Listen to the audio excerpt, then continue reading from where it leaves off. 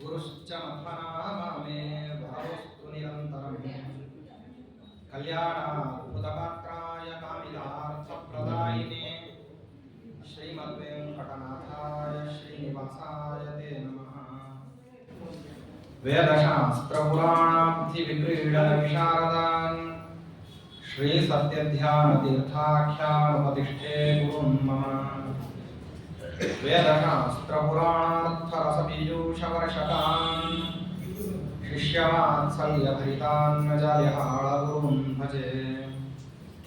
यस्य स्मरणमात्रेण धर्मदीक्षा विवर्धते वन्दे तान् श्रीनिवासार्यान् मम विद्यागुरून् सदा।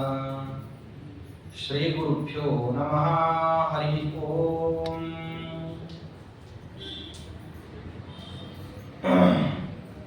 श्रीशप्रीत्यै प्रजातः सुमहितमहिमा श्रीहनुमान्निदेश ग्रामस्योल्लङ्घिताब्धिः सहरिरथगतः सेतुनापिष्टदुष्टः भूभृन्नी रावणारिं पुरगमुदयं पूजयित्वा ससीतं पश्यन् किं पूरुषेतं सततमपि महान् प्राणमुख्यो वदान्मा। ಈ ಆಚಾರ್ಯರಿಗೆ ಪದ್ಮತೀರ್ಥ ಮತ್ತು ಪುಂಡರೀಕಪುರಿ ಅಪಹಾರ ಮಾಡಿರತಕ್ಕಂತಹ ಏನು ಗ್ರಂಥಗಳಿದ್ದಾವೆ ಆ ಗ್ರಂಥಗಳನ್ನು ಕ್ಷಮಾಯಾಚನೆ ಮಾಡೋದರ ಮೂಲಕವಾಗಿ ಶಂಕರ ಪಂಡಿತರು ತಾವು ಸ್ವೀಕಾರ ಮಾಡಿದರು. ಅದನ್ನು ಸ್ವೀಕಾರ ಮಾಡಿ ಅವರು ಇಟ್ಕೊಂಡಂತಹ ಸಂದರ್ಭದಲ್ಲಿ ಅದನ್ನ ಏನ್ ಮಾಡ್ತಾ ಇದ್ದಾರೆ ಮತ್ತೆ ನಿರಂತರವಾಗಿ ತಾವು ಅದನ್ನು ಅವಲೋಕನ ಮಾಡ್ತಾ ಇದ್ರು. ರಾತ್ರಿ ಯಾರಿಗೂ ಗೊತ್ತಾಗದೇ ಇರೋ ಹಂಗೆ ಮತ್ತೆ ಕೂತ್ಕೊಂಡು ನಿರಂತರವಾಗಿ ಅದನ್ನು ಓದಿದ ಮೇಲೆ ನಿರ್ಣಯ ಆಯಿತು ಅವರಿಗೆ, ದ್ವೈತಶಾಸ್ತ್ರವೇ ಉತ್ತಮವಾದಂತಹ ಶಾಸ್ತ್ರ, ತತ್ವವಾದವೇ ವಾದ ಅಂತ ಹೇಳಿ ನಿಶ್ಚಯ ಆಯಿತು. ನಿಶ್ಚಯ ಆದ ನಂತರದಲ್ಲಿ ವಾದ ಏನೋ ಸರಿಯಾಗಿದೆ, ಉಪದೇಶ ಪರಂಪರಾದಲ್ಲಿ ಇದನ್ನು ತರತಿರೋರು ಹೇಗಿದ್ದಾರೆ ಅಂತ ನೋಡ್ಬೇಕಲ್ಲ. ಅದಕ್ಕಾಗಿ ಆಚಾರ್ಯರನ್ನ ಅತಿ ಹತ್ತಿರದಿಂದ ಗಮನಿಸಲಿಕ್ಕೆ ಆಚಾರ್ಯರ ಉಪನ್ಯಾಸಗಳಿಗೆ ಮಾರು ವೇಷದಲ್ಲಿ ಹೋಗಲಿಕ್ಕೆ ಶುರು ಮಾಡಿ ಒಳಗೊಳಗೇನೆ ಒಂದು ರೀತಿಯಾದಂತಹ ಆತ್ಯಂತಿಕ ಸಂತೋಷ, ಜ್ಞಾನಿಯಾದಂಥವನಿಗೆ, ಬುಭುತ್ಸುವಾದವನಿಗೆ ಬಹುಕಾಲದವರೆಗೆ ಒಂದು ಕ್ರಮದಲ್ಲಿ ಕೀಟ ಕೊರದಂಗೆ ಈ ಒಂದು ಗುಣ ಅಂತ ಬರ್ತದೆ. ಅದು ಸಂಸ್ಕೃತದಲ್ಲಿ ಗುಣ ಅಂತೀವಿ. ನೀವು ಗೆದ್ದು ಈ ಕಟ್ಟಿಗೆಯನ್ನ, ದೊಡ್ಡ ಮರದ ಬಟ್ಟೆಯನ್ನ ಏನ್ ಮಾಡ್ತದೆ ಅಂದ್ರೆ ಸಣ್ಣ ಕೀಟ ಕೊರದ ಏನ್ ಮಾಡ್ಬಿಡ್ತದೆ ಅಂದ್ರೆ ಡೊಗರು ಮಾಡಿಬಿಡ್ತದೆ. ಹಾಗಿದ್ದಂಗೆ ಈ ಸಂಶಯ ಅಥವಾ ಪ್ರಶ್ನೆಗಳು ಅಂತ ಅನ್ನೋದೇನಿದೆಯಲ್ಲ, ಅದು ಸೈದ್ಧಾಂತಿಕವಾದಂತಹ ವಿಷಯಗಳ ಬಗ್ಗೆ, ನಾವೇ ನಂಬ್ಕೊಂಡಿರ್ತಕ್ಕಂತಹ ವಿಷಯಗಳ ಬಗ್ಗೆ ಏನಾದರೂ ಪ್ರಶ್ನೆ ಬಂದ್ಬಿಡ್ತಂದ್ರೆ ಅದು ಪರಿಹಾರ ಆಗೋ ತನಕ ನಿದ್ದೆ ಇಲ್ಲ, ನೀರಡಿಕೆ ಇಲ್ಲ, ಎಲ್ಲ ಮರಿಬೇಕಾಗ್ತದೆ. ಯಾಕೆಂದ್ರೆ ಅಷ್ಟ ಆ ಸಿದ್ಧಾಂತದ ಮೇಲೆ ಅಪಾರವಾದಂತಹ ದೃಢತೆ ಇರ್ತದೆ. ಬಹಳ ವಿಚಾರ ಮಾಡುವಂತಹ ತ್ರಿವಿಕ್ರಮ ಪಂಡಿತಾಚಾರ್ಯರು ಸಿದ್ಧಾಂತ ಎಲ್ಲ ಸರಿ ಇದೆ, ಆಚಾರ್ಯನ ನೋಡಬೇಕು ಅಂತ ಅನ್ನುವಂತಹ ಅಪೇಕ್ಷೆಯಿಂದ ಬಂತು. ವಿಷ್ಣುಮಂಗಳ ದೇವಾಲಯದಲ್ಲಿ ಏನ್ ಮಾಡ್ತಾ ಇದ್ರು ಅಂದ್ರೆ ಆಚಾರ್ಯರು ತಾವು ನಿತ್ಯದಲ್ಲಿ ಉಪನ್ಯಾಸವನ್ನು ಮಾಡ್ತಾ ಇದ್ರು. ಉಪನ್ಯಾಸ ಮಾಡತಕ್ಕಂತಹ ಆಚಾರ್ಯರನ್ನ ಮತ್ತೆ ಏನ್ ಮಾಡಿದ್ದಾರೆ ಅಂದ್ರೆ ನಿತ್ಯದಲ್ಲಿ ಅವ್ರನ್ನ ಹೋಗಿ ಕೂತ್ಕೊಂಡು ಮೊದಲನೇದಾಗಿ ಇವರ ಅಭಿಪ್ರಾಯ ಏನಿದೆ ಸಿದ್ಧಾಂತವನ್ನೇ ಯಾವ ರೀತಿ ಉಪಸ್ಥಾಪನೆ ಮಾಡುತ್ತಾರೆ. ಯಾಕೆಂದ್ರೆ ಪಾಂಡಿತ್ಯದಲ್ಲಿ ಹಲವಾರು ಆಯಾಮಗಳಿವೆ. ಲಿಖನ ಶೈಲಿಯ ಪಾಂಡಿತ್ಯವೇ ಬೇರೆ, ಬರೆಯೋದು ಹೃದಯವಾಗಿ ಬರಿಬೇಕು ಅಂತಂದ್ರೆ ಅದಕ್ಕೊಂದು ಬೇರೆನೇ ಇದೆ. ತುಂಬಾ ಆಪ್ಯಾಯಮಾನಕರವಾಗಿ ವಿಷಯವನ್ನು ಮನವೊಟ್ಟುವಂತೆ ತಿಳಿಸ್ತಕ್ಕಂತಹ ಕ್ರಮ ಹೊಂದಿದೆ. ಅದಕ್ಕೆ ಲಲಿತವಾದಂತಹ ಪದಪುಂಜ, ಅದನ್ನು ಎಲ್ಲಿ ಯಾವ ವಿಷಯಗಳನ್ನು ಎಷ್ಟು ಒತ್ತು ಕೊಟ್ಟು ಹೇಳಬೇಕು, ಯಾವುದನ್ನು ಹೇಳಿದ ಮೇಲೆ ಎಲ್ಲಿ ಹೇಳಬೇಕು, ಬಹಳ ಸ್ವಾರಸ್ಯಕರವಾದಂತಹದ್ದಿದೆ. ಸುಮ್ಮನೆ ಒಂದು ಮಹಾಭಾರತದಲ್ಲಿ ಅಂಬೆಯ ವೃತ್ತಾಂತವನ್ನ ಏನ್ ಮಾಡ್ತಾರೆ ಅಂದ್ರೆ ವೇದವ್ಯಾಸ ದೇವರು ವಿರಾಟ್ ಪರ್ವದ ಸಂದರ್ಭದಲ್ಲಿ, ಉದ್ಯೋಗ ಪರ್ವದ ಸಂದರ್ಭದಲ್ಲಿ ದುರ್ಯೋಧನನ ಎದುರಿಗೆ ಪ್ರಸ್ತಾಪ ಮಾಡ್ತಾರೆ. ಅಂಬೆಯ ವೃತ್ತಾಂತವನ್ನು ಮೊದಲು ಸಂಕ್ಷಿಪ್ತವಾಗಿ ಹೇಳಿರ್ತಾರೆ. ಭೀಷ್ಮಾಚಾರ್ಯರು ನಾನು ಶಿಖಂಡಿ ಬಂದ್ರೆ ಶಸ್ತ್ರ ಸನ್ಯಾಸ ಮಾಡಿಬಿಡ್ತೀನಿ ಅಂತ ಪ್ರತಿಜ್ಞೆ ಮಾಡಿರ್ತಾರೆ. ಹಾಗೆ ಯಾಕೆ ಮಾಡ್ತೀರಿ ಅಂತ ದುರ್ಯೋಧನ ಬಂದು ಪ್ರಶ್ನೆ ಮಾಡ್ತಾನೆ. ಎಷ್ಟು ಅತ್ಯಂತ ಸೂಕ್ತವಾದಂತಹ ಸಮಯದಲ್ಲಿ ಆ ಪಾತ್ರವನ್ನ ಪರಿಚಯ ಮಾಡಿಸ್ಕೊಡ್ತಾರೆ ವೇದವ್ಯಾಸ ದೇವರು. ಅಂದ್ರೆ ಮುಂದಕ್ಕೆ ಭೀಷ್ಮಾಚಾರ್ಯರ ಶಸ್ತ್ರ ಸನ್ಯಾಸದ ವಿಷಯವನ್ನ ಪ್ರಸ್ತಾಪ ಮಾಡಿದಂತಹ ಸಂದರ್ಭದಲ್ಲಿ ನಿಮಗೇನಾದರೂ ಮಹಾಭಾರತವನ್ನು ಅಷ್ಟು ವಿಸ್ತಾರವಾದಂತಹ ಗ್ರಂಥ, ಸಭಾಪರ್ವದಲ್ಲಿ ಏನೇ ವಾಸ್ತವದಲ್ಲಿ ಏನಿದೆ ಅಂತಂದ್ರೆ, ಸಭಾ ಅಲ್ಲ ಆದಿಪರ್ವದಲ್ಲಿ ಏನಿದೆ ಅಂದ್ರೆ ಅಂಬೆಯ ವೃತ್ತಾಂತ, ಅಂಬಿಕಾ ಅಂಬಾಲಿಕೆಯರ ವೃತ್ತಾಂತ, ವಿಚಿತ್ರ ವೀರ್ಯನ ಜೊತೆಗೆ ಇವರಿಬ್ರು ಮದುವೆ ಆದದ್ದು ಅಂಬಿಕಾ ಮತ್ತು ಅಂಬಾಲಿಕಾ. ಅಂಬೆ ತಾನು ಪರಿತ್ಯಾಗ ಮಾಡಿಬಿಟ್ಟು ಸಾಲ್ವರ್ನ ಹತ್ರ ಹೋಗಿರುವಂತಹ ವಿಷಯಗಳು ಎಲ್ಲವೂ ಕೂಡ ಅಲ್ಲಿ ಪ್ರಸ್ತಾಪ ಆಗಬೇಕಾಗಿರೋದು. ಅಲ್ಲಿ ಒಂದು ಕಡೆ ಸೂಕ್ಷ್ಮ ರೂಪದಲ್ಲಿ ಪ್ರಸ್ತಾಪ ಮಾಡಿ ಸಂಪೂರ್ಣವಾಗಿರ್ತಕ್ಕಂಥದ್ದು, ಅವಳು ಯಾರು, ಅವಳು ಹೇಗೆ ಬಂದು, ಅವಳು ಮತ್ತೆ ಸ್ತುಣಾಕರ್ಣ ಗಂಧರ್ವ ಅವಳನ್ನ ಆಶ್ರಯಣ ಮಾಡೋದಕ್ಕಿಂತ ಮುಂಚೆ ಅವಳ ತಂದೆಯ ಸ್ನೇಹಿತ ಅಂತ ಹೇಳಿ ಅಕೃತವೃಣನ ಆಶ್ರಮದಲ್ಲಿ ಅವಳು ಯಾಕಿದ್ಲು, ಅಕೃತವೃಣ ಹೋತೃವಾಹನಿಗೆ ಹೆಂಗೆ ಸ್ನೇಹಿತ, ಹೋತೃವಾಹನ ಹೆಂಗೆ ಪರಶುರಾಮ ದೇವರಿಗೆ ಬೇಕಾದವನು, ಆ ವೃತ್ತಾಂತವನ್ನು ಇಟ್ಟುಕೊಂಡು ಪರಶುರಾಮ ದೇವರು ಅಂಬೆಗೆ ಹೆಂಗೆ ಸಹಾಯ ಮಾಡ್ಲಿಕ್ಕೆ ಬಂದು ಪಾತ್ರ ಪ್ರಪಂಚವನ್ನ ಪರಿಚಯಿಸ್ಲಿಕ್ಕೆ ಒಂದು ಜೀವಂತಿಕೆ ಬೇಕು. ಎಲ್ಲಿ ಆ ಪಾತ್ರವನ್ನ ಪರಿಚಯ ಮಾಡಿದ್ರೆ ಓದುಗನ ಹೃದಯದಲ್ಲಿ ನಿಲ್ತದೆ ಅಂತ ಅನ್ನೋದು ಬಹಳ ಅದ್ಭುತವಾದಂತಹ ಅದೊಂದು ವಿಚಿತ್ರ. ನಾನು ಸುಮ್ಮನೆ ಒಂದನ್ನೇ ಹೇಳಿದೆ, ಇಂಥದ್ದು ಬೇಕಾದಷ್ಟು ಮಹಾಭಾರತದಲ್ಲಿ ಕಾಣಿಸ್ತದೆ. ಹಂಗೆ ಸಿದ್ಧಾಂತವನ್ನ ಹೇಳಬೇಕಾದ್ರೂ ಹಾಗೆ ಯಾವ ದೋಷವನ್ನು ಮೊದಲಿಗೆ ಎತ್ತಬೇಕು, ಯಾವುದು ಪ್ರಧಾನವಾದಂತಹ ದೋಷ, ಯಾವುದು ಉಪಾಂಗವಾದಂತಹ ದೋಷ, ಅಂಗಭೂತವಾದಂತಹ ದೋಷ ಎಲ್ಲಿ ಪರಿಣಾಮ ಆಗ್ತದೆ, ವ್ಯಾಹತ್ಯಾದಿ ಪ್ರಧಾನ ದೋಷಗಳನ್ನು ಹೇಳಬೇಕಾದ್ರೆ ಎಲ್ಲಿ ಹೇಳಬೇಕು, ಆರಂಭದಲ್ಲೇನೆ ಹೇಳಿದ್ರೆ ಇದು ಮರೆತು ಹೋಗುವಂತಹ ಅಪಾಯ ಹೇಗಿರ್ತದೆ, ಇದನ್ನು ಸೈದ್ಧಾಂತಿಕವಾಗಿ ಮಂಡನ ಮಾಡಬೇಕಾದ್ರೆ ಲಿಖನ ಶೈಲಿಯಲ್ಲಿ ಹೇಳಬೇಕು, ಎಲ್ಲಿ ಹೇಳಬೇಕು, ವಾಕ್ಯಾರ್ಥದಲ್ಲಿ ಕೂತಾಗ ಎಲ್ಲಿ ಹೇಳಬೇಕು, ಮತ್ತೆ ವಿವೇಕಿಯಾದಂತಹ ಶಿಷ್ಯನಿಗೆ ತಿಳಿಸಿಕೊಡ್ಬೇಕಾದ್ರೆ ಎಲ್ಲವೂ ಬೇರೆ ಬೇರೆ, ಪ್ರತಿಯೊಂದು ವಿಚಿತ್ರವಾದಂತಹ ಆಯಾಮಗಳು. ಆಚಾರ್ಯರ ಒಂದು ಕ್ರಮದ ಪಾಂಡಿತ್ಯವನ್ನು ನೋಡಿದ್ದು, ಒಂದು ಕ್ರಮದ ಪಾಂಡಿತ್ಯ, ಲಿಖನ ಶೈಲಿಯ ಪಾಂಡಿತ್ಯ, ಅಲ್ಪ ಶಬ್ದಗಳಲ್ಲಿ ಏನೇ ಅನಲ್ಪವಾದಂತಹ ಅರ್ಥವನ್ನು ಹೇಳ್ತಕ್ಕಂಥದ್ದನ್ನ ತಾವು ಆ ಗ್ರಂಥಗಳನ್ನ ನಿರಂತರವಾಗಿ ಅವಲೋಕನ ಮಾಡೋದರ ಮೂಲಕವಾಗಿ ತ್ರಿವಿಕ್ರಮ ಪಂಡಿತಾಚಾರ್ಯರು ಅದನ್ನು ಕಂಡುಕೊಂಡಿದ್ದಾರೆ. ಅದೇ ರೀತಿಯಲ್ಲಿ ವಿಷಯೋಪಸ್ಥಾಪನ ಮಾಡಬೇಕಾದ್ರೆ ಅದು ಬೇರೆದೇ. ಅದು ವಿಷಯವನ್ನು ಉಪಸ್ಥಾಪನ ಮಾಡಿ ಮನಮುಟ್ಟುವಂತೆ ಸಿದ್ಧಾಂತವನ್ನು ಇದಂ ಪ್ರಥಮತಃ ಕೇಳುವಂಥವ್ರಿಗಾಗಲಿ ಅಥವಾ ಪರಸಿದ್ಧಾಂತಗಳನ್ನ ಆಶ್ರಯ ಮಾಡಿಕೊಂಡು ಇದರಲ್ಲಿ ಮತ್ತೆ ಪ್ರಶ್ನೆಗಳನ್ನೇ ಎತ್ತಲಿಕ್ಕೆ ಬಂದವರಿಗಾಗಲಿ ಆ ವಿಷಯ ಹೃದಯವಾಗುವ ಹಾಗೆ ಬೋಧಿಸ್ತಕ್ಕಂಥ ರೀತಿ ಅದನ್ನ ಏನ್ ಮಾಡಿದ್ದಾರೆ ಅಂದ್ರೆ ತ್ರಿವಿಕ್ರಮ ಪಂಡಿತಾಚಾರ್ಯರು ತಾವು ಮಾರುವೇಷದಲ್ಲಿ ಬಂದು ಆ ವಿದ್ವತ್ತ ಹೇಗಿದೆ ಅಂತ ಎರಡನೇದು. ಇನ್ನು ನೇರವಾಗಿ ಆಚಾರ್ಯರನ್ನೇ ಸಂಧಿಸಿ ಮಾತಾಡ್ತಕ್ಕಂಥದ್ದು ಮೂರನೇ ಕ್ರಮದ ವಿದ್ವತ್ತ. ಈ ಮೂರನೇದ್ದು ಚರ್ಮ ಪರೀಕ್ಷೆ ಇದೆ. ಪರೀಕ್ಷೈವ ಗುರು ಶಿಷ್ಯಂ ಶಿಷ್ಯೋಪಿ ಗುರುಮಾವ್ರಜೆ ಅನ್ಯಥಾ ನರಕಾಯೈವ ಪ್ರಾಯಶ್ಚಿತ್ತಂ ಗುರೋಸ್ತಥ ಅಂತ ಹೇಳಿ ಭಾಗವತ ತಾತ್ಪರ್ಯದಲ್ಲಿ ಆಚಾರ್ಯ ಹೇಳ್ತಾರೆ. ಗುರು ಶಿಷ್ಯರನ್ನ ತಾನು ಪರೀಕ್ಷೆ ಮಾಡಿಬಿಟ್ಟು ತಗೊಳ್ಬೇಕು ಅಂತ ಅನ್ನೋದು ಸಾಮಾನ್ಯವಾಗಿ ಜನಜನಿತವಾದಂತಹ ವ್ಯವಸ್ಥೆ. ಶ್ರೀಮದಾಚಾರ್ಯ ತಮ್ಮ ಸಿದ್ಧಾಂತದಲ್ಲಿ ಎಂತ ಟ್ರಾನ್ಸ್ಪರೆನ್ಸಿ ಇಟ್ಟಿದ್ದಾರೆ, ಎಷ್ಟು ಅತ್ಯಂತ ಕ್ರಿಸ್ಟಲ್ ಕ್ಲಿಯರ್ ಅಂತಿರಲ್ಲ ನೀವು, ಅತ್ಯಂತ ಪಾರದರ್ಶಕವಾದ ವ್ಯವಸ್ಥೆ. ಶಿಷ್ಯನು ಆ ರೀತಿಯಲ್ಲಿ ಗುರುಗಳನ್ನ ಪರೀಕ್ಷೆ ಮಾಡಬೇಕು. ಇವರು ಬೋಧನೆ ಮಾಡ್ಲಿಕ್ಕೆ ಅರ್ಹರೋ ಅನರ್ಹರೋ ಅಂತ ಹೇಳಿ. ಯಾಕೆಂದ್ರೆ ನಾನು ಹಿಂದಕ್ಕೆ ತಿಳಿಸಿದ ಹಾಗೇನೆ ನಮ್ಮಲ್ಲಿ ವಿಷಯವನ್ನ ಗ್ರಹಣ ಮಾಡತಕ್ಕಂಥದ್ದು ಮಾತ್ರ ಅಲ್ಲ, ಪ್ರಾಪ್ತವಾದಂತಹ ವಿಷಯಗಳನ್ನ ನಮ್ಮಲ್ಲಿ ಅದನ್ನ ಸ್ವೀಕಾರ ಮಾಡಿ ಉಳಿಸಿಕೊಂಡು ಅದನ್ನ ಬೆಳೆಸಿಕೊಂಡು ಅದು ಮೋಕ್ಷ ಫಲ ಪರ್ಯವಸಾನ ಆಗುವ ಹಾಗೆ ಅದನ್ನ ಏನ್ ಮಾಡ್ಕೋಬೇಕು, ಪಕ್ವತೆಯನ್ನ ಸಾಧಿಸ್ಬೇಕು. ಜ್ಞಾನ ಬರೋದು ಮಾತ್ರ ಅಲ್ಲ, ಬಂದ ಜ್ಞಾನ ನಿಲ್ಲಬೇಕು, ನಿಂತ ಜ್ಞಾನ ಪಕ್ವ ಆಗಬೇಕು, ಪಕ್ವವಾದಂತಹ ಜ್ಞಾನ ಧ್ಯಾನಾದಿಗಳಿಗೆ ಅದು ಉಪಯೋಗ. ಇದು ಕ್ರಮೇಣ ಇರತಕ್ಕಂತಹ ಮಜಲುಗಳು. ಹಾಗೆ ಬರಬೇಕು ಅಂತಂದ್ರೆ ಅದು ಯೋಗ್ಯನಾದಂತಹ ವ್ಯಕ್ತಿಯಿಂದ ಬರಬೇಕು, ಯೋಗ್ಯವಾದ ರೀತಿಯಲ್ಲಿ ಬರಬೇಕು, ಯೋಗ್ಯನಿಗೆ ಬರಬೇಕು. ಈ ಮೂರರಲ್ಲಿ ಎಲ್ಲಾದ್ರೂ ಒಂದು ಕಡೆ ವ್ಯತ್ಯಾಸ ಆಗಿಬಿಟ್ರೂ ಏನಾಗೋದಿಲ್ಲ ಅಂದ್ರೆ ಫಲಕಾರಿಯಾಗೋದಿಲ್ಲ. ಯೋಗ್ಯನಾದವನಿಂದ ಬರಲಿಲ್ಲ ಅಂತಂದ್ರೆ ಶಿಷ್ಯನಿಗೆ ಫಲಕಾರಿ, ಯೋಗ್ಯವಾದ ರೀತಿಯಲ್ಲಿ ಬರಲಿಲ್ಲ ಅಂದ್ರೆ ಶಿಷ್ಯನಿಗೆ ಉಪಯೋಗ ಬರಲಿಲ್ಲ. ಯೋಗ್ಯನಾದಂತಹ ಶಿಷ್ಯನಿಗೆ ಗುರು ಉಪದೇಶ ಮಾಡಲಿಲ್ಲ ಅಂದ್ರೆ ಉಪದೇಶ ಮಾಡಿರತಕ್ಕಂಥ ಗುರುವಿಗೆ ಫಲ ಬರೋದು.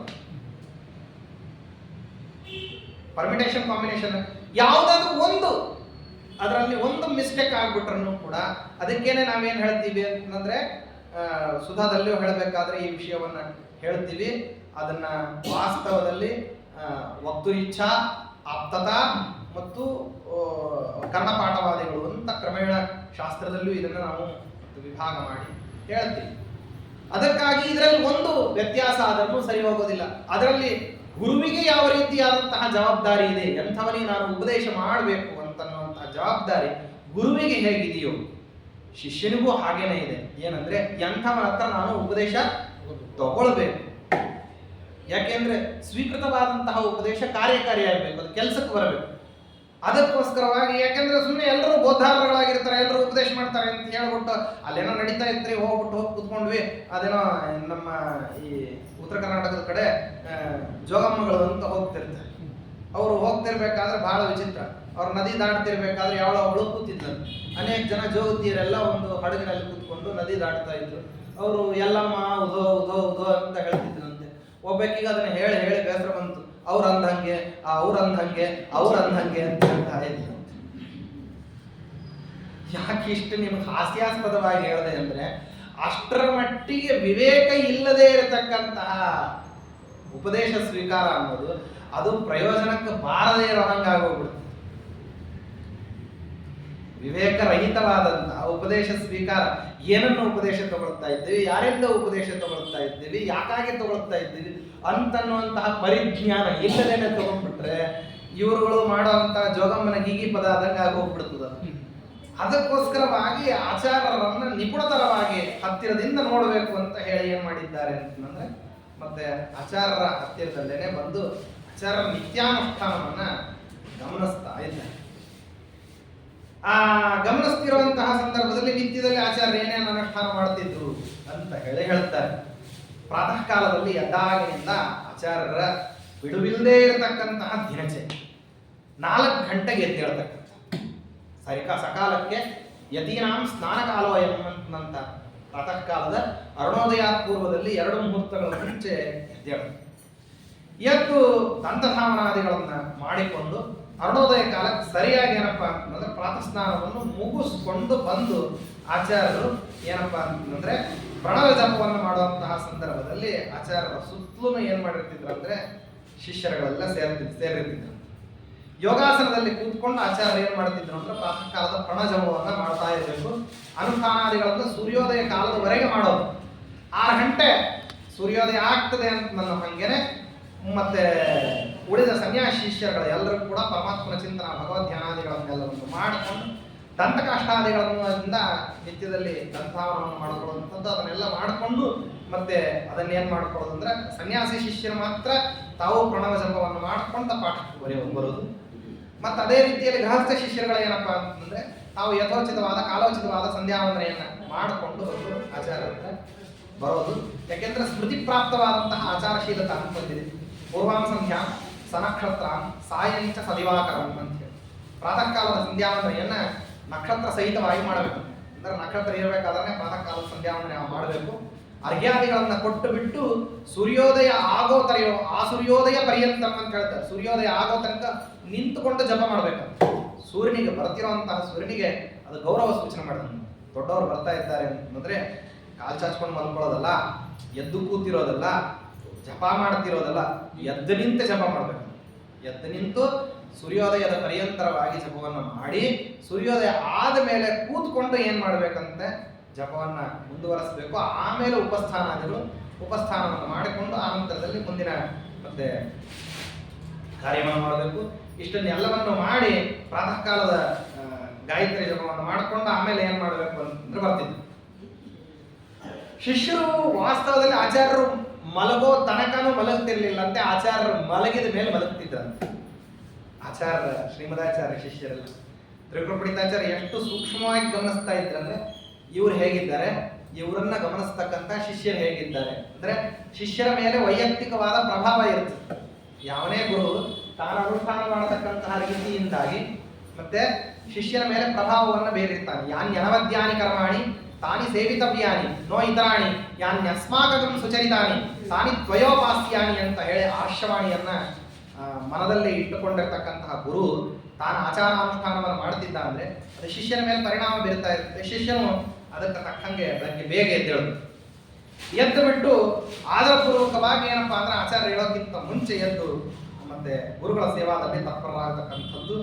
ಮತ್ತೆ ನಿದ್ರಾ ಬಿಟ್ಟು ಬಿಟ್ಟು ಎದ್ದು ಏನ್ ಮಾಡಬೇಕು ಅಂದ್ರೆ ಸರಿಯಾದ ಕಾಲದಲ್ಲಿ ಆಚಾರ ಹತ್ರ ಬಂದ್ಬಿಟ್ಟು ಪಾಠಕ್ಕೆ ಸೇರ್ಕೊಳ್ಳೋದು. ಜಿತೇಂದ್ರಿಯರಾಗಿರ್ತಕ್ಕಂತಹ ಸನ್ಯಾಸಿ ಶಿಷ್ಯರೆಲ್ಲರೂ ಏನ್ ಮಾಡ್ತಿದ್ರು ಅಂದ್ರೆ ಮತ್ತೆ ಅರ್ಘ್ಯ ಪಾದ್ಯಾದಿಗಳನ್ನು ದೇವರಿಗೆ ಸಮರ್ಪಣೆ ಮಾಡಿ ಪ್ರಾತಃ ಕಾಲದ ಕೆಲವು ಸನ್ಯಾಸಿಗಳು ಪೂಜಾದಿಗಳನ್ನು ಮಾಡಿಕೊಂಡು ಬರ್ತಿದ್ರು. ಪ್ರಾತಃ ಕಾಲದ ಒಂದು ಧೂಪ ಪೂಜೆ ಆಗ್ತಿದೆ, ಅಷ್ಟನ್ನು ಮಾತ್ರ ಮುಗಿಸ್ಕೊಂಡು ಮಹಾಪೂಜಾಕ್ಕೋಸ್ಕರವಾಗಿ ಮತ್ತೆ 2ನೇ ಸರ್ತೆ ಸ್ನಾನ, ಪೂರ್ವದಲ್ಲೇನೆ ಒಂದು ಸ್ನಾನವನ್ನು ಮಾಡಿಬಿಟ್ಟು ಮಾಡೋದು. ಹಾಗೆ ಆ ಸಾಲಿಗ್ರಾಮವನ್ನ ದರ್ಶನ ಮಾಡಿಬಿಟ್ಟು ದೇವರಿಗೆ ಬೆಳಗ್ಗೆ ಪ್ರಾತಃ ಕಾಲದ ನಮಸ್ಕಾರಾದಿಗಳನ್ನೆಲ್ಲವನ್ನು ಹಾಕಿ ಎಷ್ಟು ನಮಸ್ಕಾರ ಹಾಕಬೇಕು ಅಂತಿದೆ. ಪೂರ್ವ ಪಕ್ಷ ಅಂದ್ರೆ ಶುಕ್ಲ ಪಕ್ಷದಲ್ಲಿ 12 ನಮಸ್ಕಾರಗಳನ್ನು, ಕೃಷ್ಣ ಪಕ್ಷದಲ್ಲಿ 12 ನಮಸ್ಕಾರಗಳನ್ನು ಹಾಕಿ ಆನಂತರದಲ್ಲಿ ದೇವರ ಮುಂದಿನಿಂದ ಎದ್ದು ಬರೋದು. ದೇವರ ಮುಂದಿನಿಂದ ಎದ್ದು ಬರೋದು ಅಂದ್ರೆ ಅವಸರಕ್ಕೋಸ್ಕರ ಎದ್ದು ಬರೋದಲ್ಲ, ದೇವರ ಕಡೆಯಿಂದ ಎದ್ದ ತಕ್ಷಣ ದೇವರಿಗೆ 12 ನಮಸ್ಕಾರ ಹಾಕಬೇಕು. 12 ನಮಸ್ಕಾರ ಕೇಶವಾದಿ ಪ್ರತಿನಾಮಗಳನ್ನು ಉಚ್ಚಾರ ಮಾಡಿ ನಮಸ್ಕಾರ ಹಾಕೋದು. ಹಾಗೆ ನಮಸ್ಕಾರ ಹಾಕಿ ಎದ್ದು ಬರಬೇಕು. ಇದನ್ನೆಲ್ಲ ಮಾಡಿಕೊಂಡು ಆನಂತರದಲ್ಲಿ ಮತ್ತೆ ಭಗವಂತನನ್ನ ಏನಪ್ಪಾ ಅಂತಂದ್ರೆ ತ್ರಿವಿಧವಾದಂತಹ ಉದಯಕ್ಕೆ ಕಾರಣೀಭೂತನಾದಂಥವನು ಅಂತ ಸಂಚಿತ ಮಾಡೋದು. ಪದಾರ್ಥದ ಸ್ವರೂಪದ ಪದಾರ್ಥಗಳನ್ನ ಪ್ರಕಾಶ ಮಾಡತಕ್ಕಂಥದ್ದು, ಮತ್ತೆ ಹಾಗೇನೆ ಪದಾರ್ಥಗಳನ್ನ ಪಕ್ವ ಮಾಡತಕ್ಕಂತಹ 3 ರೀತಿಯಾದಂತಹ ಭಗವಂತನ ಸಾಮರ್ಥ್ಯವನ್ನು ಚಿಂತನೆ ಮಾಡಿಕೊಂಡು ಬರೋದು. ಆನಂತರದಲ್ಲಿ ಆಚಾರ ಹತ್ತಿರದಲ್ಲಿ ಪಾಠಕ್ಕೋಸ್ಕರವಾಗಿ ಕುಳಿತುಕೊಳ್ಳ ನಂತರದಲ್ಲಿ ಆಚಾರ ನಿರಂತರವಾಗಿ ಜ್ಞಾನ ಯಜ್ಞವನ್ನು ಮಾಡೋದು. ಸಂಗಮ ಕಾಲ ಪೂರ್ತಿ ಆಗೋ ತನಕ ಪ್ರಾತಃ ಕಾಲದ ಮತ್ತೆ ಮುಹೂರ್ತ ಕಳೆದು, ಸಂಗಮ ಕಾಲದ ಮುಹೂರ್ತ ಕಳೆದು, ಅಪರಾಹ್ನ ಕಾಲದ ಭಾಗ ಪ್ರಾಪ್ತ ಆಗೋಕ್ಕಿಂತ ಮುಂಚೆ ಏನಂತಂದ್ರೆ ಸ್ನಾನ, ಪುನಃಸ್ನಾನಾದಿಗಳು, ಆನಂತರದಲ್ಲಿ ಪೂಜಾ, ಭಗವಂತನನ್ನ ಕುಳಿತುಕೊಂಡು ಷೋಡಶೋಪಚಾರಗಳಿಂದಾಗಿ ಪ್ರಾಪ್ತವಾದಂತಹ ಉಪಚಾರಗಳನ್ನೆಲ್ಲ ದೇವರಿಗೆ ಸಮರ್ಪಣೆ ಮಾಡತಕ್ಕಂಥ ರೀತಿ. ನಿತ್ಯದ ಕರ್ಮಗಳನ್ನೆಲ್ಲವನ್ನು ಮಾಡಿಕೊಂಡು ಆನಂತರದಲ್ಲಿ ಆಚಾರ್ಯರ ಹತ್ತಿರದಲ್ಲಿ ಕೇಳಲಿಕ್ಕೆ ಬಂದು ಕೂಡತಕ್ಕಂತಹ ಶಿಷ್ಯರುಗಳು ತಾವು ಆ ಗ್ರಂಥಗಳನ್ನೆಲ್ಲ ತಂದು ಇಟ್ಕೋಬೇಕಂತ. ಆ ತಂದು ಇಟ್ಕೊಂಡಿರುವಂತಹ ಸಂದರ್ಭದಲ್ಲಿ ಅವೆಲ್ಲವೂ ಪರಮಾತ್ಮನ ಪ್ರತ್ಯಕ್ಷವಾದ ಸನ್ನಿಧಾನ ಇದೆ ಕಾಣಿಸ್ತಿತ್ತು. ಯಾಕೆಂದ್ರೆ ಅವೆಲ್ಲ ವಾಲಿ ಪ್ರತಿಗಳು. ಅವಕ್ಕೆಲ್ಲ ಏನ್ ಮಾಡಿರ್ತಿದ್ರ ಅಂತಂದ್ರೆ ಹಗ್ಗ ಕಟ್ಟಿರ್ತಿದ್ರ. ಆ ಹಗ್ಗನೇ ಶೇಷದೇವರ ಹಾಗೇನು, ಆ ಒಳಗಿರ್ತಕ್ಕಂತಹ ಪುಸ್ತಕ ಪರಮಾತ್ಮನ ಹಾಗೇನು ಏನಾಗ್ತಿತ್ತಂತೆ, ಕಾಣಿಸ್ತಿತ್ತಂತೆ. ಹಾಗೆ ಆಚಾರ್ಯರು ಬಂದು ಕೂತ ತಕ್ಷಣ ಪ್ರಣವೋಚ್ಚಾರವನ್ನು ಮಾಡ್ತಾರೆ. ಅಕಾರ, ಉಕಾರ, ಮಕಾರ, ಮತ್ತೆ ಶಾಂತ, ಅತಿಶಾಂತ, ಶಾಂತ, ಅತಿಶಾಂತ, ಘೋಷ ಅಂತನ್ನುವಂತಹದ್ದನ್ನ ಮತ್ತೆ ಕ್ರಮವಾಗಿ ಆಚಾರ್ಯರು ಉಚ್ಚಾರ ಮಾಡ್ತಿದ್ರು. ಉಚ್ಚಾರ ಮಾಡಿ ಮತ್ತೆ 14 ಲೋಕಗಳಲ್ಲಿ ವ್ಯಾಪ್ತನಾಗಿರತಕ್ಕಂತಹ ಭಗವಂತ ಅವನು ಓಂಕಾರದಿಂದ ಪ್ರತಿಪಾದ್ಯ ಹೇಗೆ ಅಂತ ಹೇಳಿ ತಿಳಿಸ್ಲಿಕ್ಕೆ ಪಾಠಾರಂಭದಲ್ಲಿ ಓಂಕಾರದ ಮೂಲಕವಾಗಿ ಪಾಠವನ್ನು ಆರಂಭ ಮಾಡೋದು. ಮಾಡಿದ ತಕ್ಷಣ ಸ್ವರ ಬಿಡದೇ ಇರೋ ಹಾಗೆ ಉಪನಿಷತ್ ಭಾಷ್ಯಾದಿಗಳನ್ನೆಲ್ಲವನ್ನು ಕೂಡ ಏನಪ್ಪಾ ಅಂದ್ರೆ ಓದಬೇಕು. ಶಾಸ್ತ್ರೋಪದೇಶವನ್ನ ಮಾಡತಕ್ಕಂಥದ್ದು, ಅದನ್ನ ಕೇಳಬೇಕು. ಅಪರಾಹ್ನ ಕಾಲ ಬರೋ ತನಕ ಏನಪ್ಪಾ ಅಂತಂದ್ರೆ ಆ ರೀತಿಯಲ್ಲಿ ಕೇಳಬೇಕು. ಕೇಳಿದ ನಂತರದಲ್ಲಿ ಮಾಧ್ಯಾಹ್ನಿಕವಾಗಿರ್ತಕ್ಕಂತಹ ಸ್ನಾನ, ಮಾಧ್ಯಾಹ್ನಿಕ ಸ್ನಾನವನ್ನ ಪುನಃ ಮಾಡೋದು. ಪುನಃ ಸ್ನಾನಾದಿಗಳನ್ನೆಲ್ಲವನ್ನು ಮಾಡಿ ಅದನ್ನ ಎಲ್ಲರಿಗೂ ಏನಪ್ಪಾ ಅಂತಂದ್ರೆ ಮಧ್ಯಾಹ್ನದಲ್ಲಿ ಭಗವಂತನಿಗೆ ಸಮರ್ಪಣೆ ಮಾಡಬೇಕಾದಂತಹ ಸೂರ್ಯಾಂತರ್ಯಾಮಿ ಸವಿತ್ರನಾಮಕನಾದಂತಹ ನಾರಾಯಣನಿಗೆ ಅರ್ಘ್ಯಾದಿಗಳನ್ನು ಪ್ರದಾನವನ್ನು ಮಾಡಿಬಿಟ್ಟು ಮಾಧ್ಯಾಹ್ನದ ಸಂಧ್ಯಾವಂದನೆಯನ್ನು ಮುಗಿಸ್ಕೊಂಡು ಆನಂತರದಲ್ಲಿ ದೇವತಾರ್ಚನೆ ಆರಂಭ. ದೇವತಾರ್ಚನೆಗೋಸ್ಕರವಾಗಿ ಶುದ್ಧವಾದಂತಹ ಜಲವನ್ನು ತಂದಿದ್ದನ್ನು ತ್ರಿರಾವರ್ತಿ ಶೋಧನೆ ಮಾಡಿಕೊಳ್ಳೋದು. 3 ಬಾರಿ ಏನು ಮಾಡಬೇಕಂತಂದ್ರೆ ಆ ನೀರನ್ನು ಶೋಧಿಸ್ಕೊಂಡು ಅದನ್ನು ಅಗ್ರ್ಯೋದಕ ಅಂತ ಹೇಳಿ ಕರೆಯತಕ್ಕಂಥದ್ದು. ಅದನ್ನು ಕ್ರಮೇಣ ಸಂಭವೇತ್ ಸಪ್ತಕಲಶಾಹ ಅಂತ ಹೇಳಿ ಹೇಳ್ತಾರೆ. ಕಲಶಾನ್ ಸಪ್ತಪಂಚವ, 7 ಅಥವಾ 5 ಕಲಶಗಳನ್ನು ಇಟ್ಟುಕೊಂಡು ಅದಕ್ಕೆಲ್ಲ ತುಂಬಿಕೊಂಡು ಆನಂತರದಲ್ಲಿ ಏನಪ್ಪಾ ಅಂತಂದರೆ ಪೂಜಾಕ್ಕೆ ಆರಂಭ. ಅದರಲ್ಲಿ ಶಂಖಪಾತ್ರೆ, ಅರ್ಘ್ಯದ ಥಾಲಿ, ವಾದ್ಯಪಾತ್ರೆ ಇದನ್ನೆಲ್ಲವನ್ನು ಕ್ರಮೇಣ ಪೂರ್ವದಲ್ಲಿ ಆಚಾರ್ಯ ಶಿಷ್ಯ ಯಾರು ಇರ್ತಿದ್ರು ಅವರೆಲ್ಲ ಇದನ್ನು ಸಿದ್ಧಪಡಿಸಿ ಗಂಧಾಕ್ಷತಾದಿಗಳನ್ನೆಲ್ಲವನ್ನು ಕೂಡ ಸಿದ್ಧ ಮಾಡಿಟ್ಟು ಆಚಾರ್ಯರಿಗೆ ಪೂಜೆಗೆ ಅಣಿ ಮಾಡಿ ಕೊಡ್ತಕ್ಕಂಥ. ಆಗ ಮತ್ತೆ ನಿರ್ಮಾಲ್ಯದಿಂದಲೇ ಪುನಃ ಗೋಪಿಚಂದ್ರನ ಮುದ್ರಾದಿಗಳನ್ನೆಲ್ಲವನ್ನು ಧಾರಣ ಮಾಡಿಕೊಂಡು ಏನಪ್ಪಾ ಅಂದರೆ ನಿತ್ಯದಲ್ಲಿ ಸ್ನಾನಕ್ಕೆ ಪರಮಾತ್ಮನಿಗೆ ಸ್ನಾನಪೂರ್ವಭಾವಿಯಾಗಿ ಆವಾಹನ ಮಾಡೋದು. ತತ್ವನ್ಯಾಸ, ಮಾತೃಕಾನ್ಯಾಸಗಳು, ನಾರಾಯಣ ಮಂತ್ರ ಜಪ, ಅಷ್ಟಮಹಾಮಂತ್ರಗಳು ಇದನ್ನೆಲ್ಲ ಜಪ ಮಾಡಿ ದೇವರನ್ನ ಕರೆಯತಕ್ಕಂಥದ್ದು. ಆ ದಪಿ ಬದಲವಬಹುದೋ ವಿಷ್ಣು ಪಾದೋದಕಂತದ ಅಂತ ಹೇಳಿ ಆ ಕಾಲದಲ್ಲಿ ಸ್ವೀಕಾರ ಮಾಡತಕ್ಕಂಥ ನಿರ್ಮಾಲ್ಯ ಏನಿದೆ ಅದು 12 ವರ್ಷ ಉಪವಾಸ ಇದ್ದು ಮತ್ತೆ ಪಾರಣವನ್ನು ಮಾಡಿದರೆ ಏನು ಪುಣ್ಯ ಬರಬೇಕು, ಪ್ರಾತಃ ಕಾಲದ ನಿರ್ಮಾಲ್ಯ ಗ್ರಹಣ ಮಾಡೋದ್ರಿಂದ ಅಷ್ಟು ಪುಣ್ಯ ಬರ್ತದೆ ಅಂಥ. ಮತ್ತು ಹಾಗೇನೆ ಅನೇಕ 33 ಕೋಟಿ ತೀರ್ಥಗಳೇನಿದ್ದಾವೆ ಆ ತೀರ್ಥಗಳಲ್ಲಿ ಸ್ನಾನ ಮಾಡಿದ್ರೆ ಬರ್ತಕ್ಕಂತಹ ಪುಣ್ಯ ಏನಿದೆ ಅದಕ್ಕಿಂತಲೂ ಹೆಚ್ಚು ಪುಣ್ಯ ನಿರ್ಮಾಲ್ಯ ಸ್ವೀಕಾರದಿಂದ ಬರ್ತದೆ. ಆ ರೀತಿಯಲ್ಲಿ ನಿರ್ಮಾಲ್ಯಾದಿಗಳನ್ನು ತಾವು ತಗೊಳ್ಳೋದು, ಆನಂತರ ಆಚಾರ್ಯ ಶಿಷ್ಯರಿಗೂ ನಿರ್ಮಾಲ್ಯವನ್ನು ಪ್ರದಾನ ಮಾಡತಕ್ಕಂಥದ್ದು.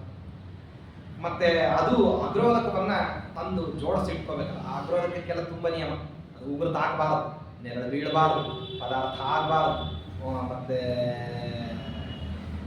ಶುದ್ಧವಾದಂತಹದ್ರಲ್ಲಿ ಆ ಅಗ್ರೋದಕದ ಕಲಶಾದಿಗಳನ್ನು ಮುಟ್ಟಬೇಕಂದ್ರೆ ಬರಿಗೈಯಿಂದ ಮುಟ್ಟಬಾರದಂತ. ಅದನ್ನ ಮತ್ತೇನಪ್ಪ ಅಂದ್ರೆ ಬಟ್ಟೆಯಲ್ಲಿ ಹಿಡ್ಕೊಂಡು ಮುಟ್ಟೋದು, ಬಟ್ಟೆಯಲ್ಲೇನೆ ತಂದು ಮುಟ್ಟೋದು. ನಮ್ಮ ಪ್ರಾಚೀನರಲ್ಲಿ ಉತ್ತರಾಯಣದಲ್ಲಿ ಸತ್ಯಪೂರ್ಣ ತೀರ್ಥರು ಅಂತ ಒಬ್ಬರಿದ್ರು, ಮಹಾನುಭಾವರು. ಅವರು ಕಲಶ ಪ್ರತಿಷ್ಠಾಪನೆ ಮಾಡಿ ಕ್ರೋಡೋ ನರಸಿಂಹ ಸಕಲ ಜಾಮದತ್ತಿ ಯದುಭೂತು ಯದುದ್ವಹೋ ಅಂತಂದು ಹೇಳಿಬಿಟ್ಟು 108 ಭಗವದ್ ರೂಪಗಳನ್ನು ಆವಾಹನ ಮಾಡಿಬಿಟ್ಟು ಅಲ್ಲಿ ಗಂಗಾದಿ ತೀರ್ಥಗಳನ್ನು ಆವಾಹನ ಮಾಡಿ ಏನಾದರೂ ಕಲಶ ಪೂಜಾವನ್ನು ಮಾಡಿ ಆನಂತರದಲ್ಲಿ ಆ ಕಲಶ ಪೂಜಾಕ್ಕೋಸ್ಕರವಾಗಿ ಪೂಜಿತವಾದಂತಹ ಪದಾರ್ಥವನ್ನು ಅಗ್ರೋದಕವನ್ನು ತಗೊಳ್ಬೇಕು ಅಂದ್ರೆ ಶಿಷ್ಯನಿಗೆ ಆ ಕಲಶವನ್ನ ಕೈಯಿಂದ ಎತ್ತಲಿಕ್ಕೆ ಆಗ್ತಿರ್ಲಿಲ್ಲ.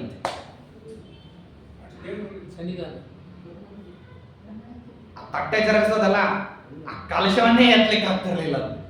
ಅಷ್ಟು ಏನಪ್ಪಾ ಅಂತಂದ್ರೆ ಆ ಕಲಶ ಭಾರಾಯಮಾನವಾಗಿರ್ತಿತ್ತು ಅಂತ ಹೇಳ್ತಾರೆ. ಅಂಥದ್ದನ್ನ ಬ್ರಹ್ಮತೀರ್ಥರ ವಿಷಯದಲ್ಲೂ ಇದನ್ನ ಹೇಳೋದನ್ನ ಕೇಳಿದ್ದೀವಿ. ಆ ರೀತಿಯಲ್ಲಿ ಏನ್ ಮಾಡ್ತಾರೆ ಅಂತಂದ್ರೆ ಆ ಪೂಜಾವನ್ನ ಮತ್ತೆ ಕಲಶ ಪೂಜಾದಿಗಳನ್ನೆಲ್ಲವನ್ನು ಮಾಡತಕ್ಕಂಥದ್ದು. ಆ ಕಲಶ ಪೂಜಾ ಮಾಡಿ ಶಂಖವನ್ನ ಮತ್ತೆ ಪರಿಮಳಭರಿತವಾಗಿರತಕ್ಕಂತಹ ಸುವಾಸನಾ ದ್ರವ್ಯಗಳನ್ನೆಲ್ಲವನ್ನು ಸೇರಿಸಿ ಒಳ್ಳೆ ಶುಭ್ರವಾದಂತಹ ಪುಷ್ಪಾದಿಗಳು, ಕಾಲಪ್ರಾಪ್ತವಾದಂತಹ ಕುಸುಮಗಳೇನಿದ್ದಾವೆ ಆ ಕುಸುಮಗಳಲ್ಲಿ ನಿರ್ಗಂಧ ಆಗಿರ್ತವೆ, ಅಂದ್ರೆ ವಾಸನೆಯೇ ಇಲ್ಲದೆ ಇರತಕ್ಕಂತಹ ಹೂಗಳಾಗಲಿ ಅಥವಾ ದುರ್ಗಂಧಯುಕ್ತವಾಗಿರತಕ್ಕಂತಹ ಹೂಗಳಾಗಲಿ, ಇಲ್ಲದೆ ಇರುವಂತಹ ಶುದ್ಧವಾದ ಮತ್ತೆ ಮಾತನಾಡದೇನೆ ತಂದಿರತಕ್ಕಂತಹ ಹೂಗಳು. ಆ ಹೂಗಳನ್ನ ತರಬೇಕಾದ್ರೆ ಮಾತಾಡಬಾರ್ದಂತೆ. ಹೂ ಹಿಡ್ಕೊಂಡಾಗ ತುಳಸಿ ಹಿಡ್ಕೊಂಡಾಗ ಬೇರೆಯವ್ರು ನಮಸ್ಕಾರ ಮಾಡೋದಂತೆ. ನಾವು ಬೇರೆಯವರಿಗೆ ತರೋರು ಬೇರೆಯವರಿಗೆ ನಮಸ್ಕಾರ ಮಾಡೋದಲ್ಲ, ತರೋರಿಗೆ ಯಾರಾದ್ರೂ ನಮಸ್ಕಾರ ಮಾಡಿದ್ರೆ ಅದು ನಿರ್ಮಲ್ಯ ಆಗೋಗುತ್ತೆ. ಹೂವನ್ನ, ತುಳಸಿಯನ್ನ, ನೈವೇದ್ಯವನ್ನ ತರಬೇಕಾದ್ರೆ ನಮಸ್ಕಾರ ಮಾಡೋದಿಲ್ಲ. ಇವೆಲ್ಲ ಸೂಕ್ಷ್ಮಗಳು. ಹಂಗೆ ತಂದಿರತಕ್ಕಂಥದ್ದನ್ನು ಮತ್ತೆ ಹಿಡ್ಕೊಂಡು ಅದನ್ನ ಅಗ್ರೋದಕಗಳನ್ನು ತುಂಬಿಸಿರತಕ್ಕಂಥದ್ದು. ಅದರಲ್ಲಿ 32 ಅಪರಾಧಗಳನ್ನು ಹೇಳ್ತಾರೆ, ಸ್ವಾತಂತ್ರ್ಯದ ಅಪರಾಧಗಳು. ಆ ಯಾವುದೋ ಅಪರಾಧಗಳು ನಡೀದೇ ಹಂಗೆ ಜಾಗ್ರತೆಯಿಂದ ಏನ್ ಮಾಡ್ಬೇಕಂತಂದ್ರೆ ಪೂಜಾ ಮಾಡ್ಬೇಕಾದ್ರೆ ಬಹಳ ಎಚ್ಚರ ಇರ್ಬೇಕು. ಅದಕ್ಕಾಗಿ ಅದಕ್ಕೆ ಎಲ್ಲ ತುಳಸಿ ಮತ್ತೆ ಚಿಗುರುಗಳನ್ನು, ತುಳಸಿಯ ಮಂಜರಿಯನ್ನೆಲ್ಲವನ್ನು ಹಾಕಿ ಮತ್ತೇನಪ್ಪ ಅಂತಂದ್ರೆ ದೇವತಾ ಆವಾಹನಾದಿಗಳನ್ನೆಲ್ಲವನ್ನು ಮಾಡೋದು. ಪಾತ್ರೆಗಳಲ್ಲೆಲ್ಲ ಭಗವಂತನ ಸಂಚಿಂತನವನ್ನು ಮಾಡಿ ಆನಂತರದಲ್ಲಿ ಪರಮಾತ್ಮನ ಹತ್ತಿರದಲ್ಲಿ ಏನಪ್ಪಾ ಅಂದ್ರೆ 8 ವಿಧವಾಗಿರ್ತಕ್ಕಂತಹ ಪುಷ್ಪಗಳನ್ನ ಸಮರ್ಪಣೆ ಮಾಡ್ತಿದ್ದೀನಿ ಅಂತ ಹೇಳಿ ಕೇಳ್ಕೋಬೇಕು. ನತು ಸಕೃತಿ ಪುಷ್ಪೈ ರಷ್ಟಬೆರ ಭಾವ ಪುಷ್ಪೈ ಅಂತ ಹೇಳ್ತಾರೆ. ಅಹಿಂಸಾ ಅನ್ನೋದು ಮೊದಲನೇದ್ದು, ಇಂದ್ರಿಯ ನಿಗ್ರಹ ಅನ್ನೋದು 2ನೇದ್ದು, ಭೂತದಯ ಅಂತ ಅನ್ನೋದು 3ನೇದ್ದು, ಕ್ಷಮ ಅನ್ನೋದು 4ನೇದ್ದು, ಜ್ಞಾನ ಅನ್ನೋದು 5ನೇದ್ದು, ತಪಸ್ಸು ಅನ್ನೋದು 6ನೇದ್ದು, ಧ್ಯಾನ ಅನ್ನೋದು 7ನೇದ್ದು, ಸತ್ಯ ಅಂತ ಅನ್ನೋದು 8ನೇದ್ದು. ಈ 8 ಪುಷ್ಪಗಳನ್ನು ದೇವರಿಗೆ ಸಮರ್ಪಣೆ ಮಾಡ್ತಿದ್ರಂತ ಆಚಾರ್ಯ. ಅದನ್ನೆಲ್ಲ ನೋಡ್ತಾ ಇದ್ದಾರೆ. ಅದನ್ನೆಲ್ಲ ಕಲಶವನ್ನು ಈ ರೀತಿಯೆಲ್ಲ ದೇವತಾವಾಹನ, ಪ್ರಾಚೀನ ಮತ್ತೆ ಪ್ರಾಪ್ತವಾದಂತಹ ದ್ರವ್ಯಗಳು ಇದರಿಂದೆಲ್ಲ ಅಲಂಕಾರ ಮಾಡಿಕೊಂಡು ಗಂಧಾಕ್ಷತಾದಿಗಳನ್ನು, ಕಲಶ ದೇವತೆಗಳನ್ನೆಲ್ಲವನ್ನು ಪೂಜೆ ಮಾಡಿ ಆನಂತರದಲ್ಲಿ ಮಹಾಪೂಜಾ ಪರಮಾತ್ಮನನ್ನ ಹರಿರಾವಾಹಯೇ ಭಕ್ತ್ಯ, ಭಗವಂತನನ್ನ ಆನಂತರದಲ್ಲಿ ಪ್ರತಿಮಾದಲ್ಲಿ ಕರಿಬೇಕು. ಶಾಲಿಗ್ರಾಮಾದಿಗಳಲ್ಲಿ ನಿತ್ಯ ಸನ್ನಿಧಾನ ಇರ್ತದೆ. ಮತ್ತೆ ಪ್ರತಿಮಾದಲ್ಲಿ ಏನಪ್ಪಾ ಅಂದ್ರೆ ಅರ್ಚಕಸ್ಯ ತಪೋಬಲ, ಅರ್ಚಕನ ತಪಸ್ಸಿನ ಬಲದಿಂದಾಗಿ ಪ್ರತಿಮಾದಲ್ಲಿ ಸನ್ನಿಧಾನ ಬರ್ತಕ್ಕಂಥದ್ದು. ದೇವರನ್ನ ಅಲ್ಲಿ ಕರಿತಿದ್ರಂತೆ ಶ್ರೀಮದಾಚಾರ್ಯ. ಆರಾಧ್ಯಸೆ ಪ್ರಾಣಪ್ರದಾಂ ಪ್ರಣೇತ್ರ ಪ್ರಾಣಾಧಿನಾಥೇನ ಸಮೀರಣೇನ ನಾರಾಯಣ ಜ್ಞಾನ ಸುಖೈಕ ಪೂರ್ಣ ಸ್ವಾಮಿನ್ ಮಮ ಶ್ರೀ ರಮಣ ಪ್ರಸೀದ ಬಿಂಬೋಸಿ ಪ್ರತಿಬಿಂಬೋಸ್ಮಿ ತವ ಯದ್ಯಪಿ ಚಾಂತರಂ ಸ್ವಾಮಿನ್ ನಿರ್ದೋಷ ಮದ್ದೋಷ ವಿರೇಚಯ ನಮೋಸ್ತುತೆ. ಈ ಪೂಜಾದಲ್ಲಿ ಎಲ್ಲಾ ಕಡೆನೂ ಏನಾಗ್ತದೆ ಅಂದ್ರೆ ಬೇರೆಯವರು ಪೂಜಾ ಮಾಡೋದಕ್ಕೂ ಮಾಧವರು ಪೂಜಾ ಮಾಡೋದಕ್ಕೂ ತುಂಬಾ ವ್ಯತ್ಯಾಸ ಇದೆ. ಯಾಕೆಂದ್ರೆ ಅಲ್ಲೆಲ್ಲಾ ಕಡೆ ಈಶದಾಸ ಭಾವನವನ್ನು ತೋರಿಸ್ಬೇಕಾಗ್ತದೆ. ಪರಮಾತ್ಮ ಅನಂತ ಕಲ್ಯಾಣ ಗುಣ ಪರಿಪೂರ್ಣನಾದಂಥವನು, ಅಖಿಲಾಂಡ ಕೋಟಿ ಬ್ರಹ್ಮಾಂಡ ನಾಯಕ ನೀನು, ನಾನು ದಾಸ ಅಂತನ್ನೋದನ್ನ ಏನ್ ಮಾಡ್ಬೇಕಲ್ಲಿ ತೋರಿಸ್ಬೇಕು. ಅಲ್ಲಿ ತೋರಿಸಿ ಆನಂತರದಲ್ಲಿ ಮತ್ತೆ ಆವಾಹನ, ಸ್ಥಾಪನ, ಸನ್ನಿಧಾನ, ಸನ್ನಿರೋಧನ, ಔಗುಂಠನಾದಿ ಮುದ್ರಾಗಳನ್ನ ಪರಮಾತ್ಮನಿಗೆ ತೋರಿಸ್ಬೇಕು. ಭಗವಂತನನ್ನು ಕರಿಬೇಕು. ಪದ್ಮ ಕಮಲಕರ್ಣಿಕಾ ಮಧ್ಯಸ್ಥಿತನಾಗಿರ್ತಕ್ಕಂತಹ ಭಗವಂತ ಏನಾಗಬೇಕು, ಪ್ರತಿಮಾದಲ್ಲಿ ಬರಬೇಕು. ಹೇಗೆ ಮಮ ತತ್ಪದ್ಮ ಸ್ಥಿತಶ್ರೀ ಪುರುಷೋತ್ತಮ ಆವಾಹಯಾಮಿ ಪೀಠತ್ವ ಪ್ರತಿಮಾಯಾಂ ರಮಾಪತೆ ಅಂತ ಹೇಳಿ ಸಂಪ್ರಾರ್ಥ್ಯವಂ ಸ್ವಬಿಂಬಸ್ಥಂ ಮುದ್ರಾ ಆವಾಹನಾದಿಕಾ ತಥೋ ಜಮನಿಕಾಂ ತ್ಯಕ್ವಾ ನಿರ್ಮಾಲ್ಯಂ ವಿಸರ್ಜತಃ ಅಂತೇನು ಪ್ರತಿಮಾದಲ್ಲಿ ಹೇಳ್ತಾರೆ. ಆ ರೀತಿಯಲ್ಲಿ ಕರಿಬೇಕು. ಕರೆದು ಆನಂತರದಲ್ಲಿ ಏನಪ್ಪಾ ಅಂತಂದ್ರೆ ಭಗವಂತನ ಪೂಜಾ, ಪ್ರತಿಯೊಂದನ್ನು ಪರಮಾತ್ಮ ಇಂಥ ಸರ್ವೋತ್ಕೃಷ್ಟನಾದಂತಹ ಅಖಿಲಾಂಡ ಕೋಟಿ ಬ್ರಹ್ಮಾಂಡ ನಾಯಕನಾದಂಥವು ಈ ಸಣ್ಣ ಪ್ರತಿಮಾದಲ್ಲಿ ಬಂದುಬಿಟ್ಟು ನಾನು ಕೊಡ್ತಕ್ಕಂತಹ ಪ್ರಾಪ್ತ ದ್ರವ್ಯಗಳನ್ನು ಯಥಾಶಕ್ತಿ ಯಥಾಭಕ್ತಿ ಯಥಾಮಿಳಿತವಾದಂತಹ ಉಪಚಾರ ದ್ರವ್ಯಗಳಿಂದಾಗಿ ಪೂಜಾ ಮಾಡ್ತೀನಿ ಅಂತ ಕರೆದಾಗ ಭಗವಂತ ಬಂದಿದ್ದಾನೆ ಅಂತನ್ನುವಂತಹ ಸಂಭ್ರಮ ಇರಬೇಕು. ಆ ಸಂಭ್ರಮ ಮುಖದಲ್ಲಿ ಕಾಣಿಸ್ಬೇಕಂತ ನೋಡೋರಿಗೆಲ್ಲ ಅದು ಗೊತ್ತಾಗ್ತದೆ. ಅದರಿಂದಾಗಿ ಅದನ್ನ ಆಚಾರ್ಯರ ಆ ರೀತಿ ಕಲಿಯೋದನ್ನು ತೀವ್ರ ಪಂಡಿತಾಚಾರ್ಯರು ನೋಡ್ತಾ ಇದ್ದಾರೆ. ಇದಾಗಿ ಮಧ್ಯಾಹ್ನದ ಕಾಲ ಬರ್ತಿರೋ ಹಂಗೇನೆ ಭಗವಂತನಿಗೆ ಪ್ರಾಪ್ತವಾದಂತಹ ಏನು ಶಿಷ್ಯರು ಪರೀಕ್ಷಾದಿಗಳಿಂದಾಗಿ ಸಂಚಯ ಮಾಡಿ ತಂದಿರ್ತಿದ್ರು ಅದನ್ನ ಆಚಾರ್ಯ ನಿವೇದನೆ ಮಾಡತಕ್ಕಂಥದ್ದು. ಅದರಲ್ಲಿ ಪರಮಾನ್ನವನ್ನು ವಿಶೇಷವಾಗಿ ಆಚಾರ್ಯ ದಿನನಿತ್ಯ ಇಡ್ತಿದ್ರು. ಪರಮಾನ್ನವನ್ನು ನಿವೇದನೆ ಮಾಡಿ ಪರಮಾನ್ನಂ ಪ್ರಾಪ್ತಮೇವಾ ಪ್ರಯಾಸಂ, ಅದು ತುಂಬಾ ಕಷ್ಟಪಟ್ಟು ಸಂಪಾದನೆ ಮಾಡೋದು. ಅಪ್ರಯಾಸಂ, ಅತ್ಯಂತ ಪ್ರಯಾಸರಹಿತವಾಗಿ ಏನು ಪ್ರಾಪ್ತ ಆಗಿದೆಯೋ ಅದನ್ನ ಪ್ರಭುಯ ಭುಜೇಸೋ ವೇದವಾದ ಪ್ರವೀಣ ಅಜಿತ ಪರಮಭಕ್ತ ಸಂತತಂ ಮನ್ಯಮಾನ ಸಕಲ ಜಗದೀಶ ಪ್ರಿಯತಾಂ ಶೌರ್ಯರಿಥಂ ಅಂತ ಹೇಳಿ ಪರಮಾತ್ಮನಿಗೆ ನಿವೇದನಾದಿಗಳನ್ನು ಸಮರ್ಪಣೆ ಮಾಡತಕ್ಕಂಥದ್ದು. ಭಗವಂತನಿಗೆ ಆರ್ಗ್ಯ ಬಾಧ್ಯ ಆಸನ ಪುನರಾಚನ ಅಭಿಷೇಕ ಮಧುಪರ್ಕ ಮತ್ತೆ ಈ ರೀತಿಯಲ್ಲಿ ಒಂದೊಂದನ್ನು ಸಮರ್ಪಣೆ ಮಾಡ್ತಾ ಆಭರಣಾದಿಗಳು ಪ್ರತಿಯೊಂದನ್ನು ಸಮರ್ಪಣೆ ಮಾಡಿ ದೇವರಿಗೆ ಆನಂತರದಲ್ಲಿ ಧೂಪವನ್ನು ಮಾಡಿ ದೀಪಾದಿಗಳನ್ನೆಲ್ಲವನ್ನು ಸಮರ್ಪಣೆ ಮಾಡಿಬಿಟ್ಟು ಭಗವಂತನಿಗೆ ನೈವೇದ್ಯವನ್ನು ಮಾಡತಕ್ಕಂಥದ್ದು. ಆ ನೈವೇದ್ಯಾದಿಗಳಲ್ಲಿ ಸಂಚಿಂತನ ಮಾಡತಕ್ಕಂತಹ ಭಗವದ್ ರೂಪಗಳು ಆಚಾರ್ಯರು ಏನೇನು ಸಿದ್ಧಾಂತವನ್ನು ಹೇಳ್ತಾರೋ ಆ ಸಿದ್ಧಾಂತಕ್ಕನುಸಾರವಾದಂತಹ ದೇವತಾರ್ಚನ ತ್ರಿಗುರ ಪಂಡಿತಾಚಾರ್ಯ ಪ್ರತಿಯೊಂದನ್ನು ನೋಡಿದ್ದಾರೆ.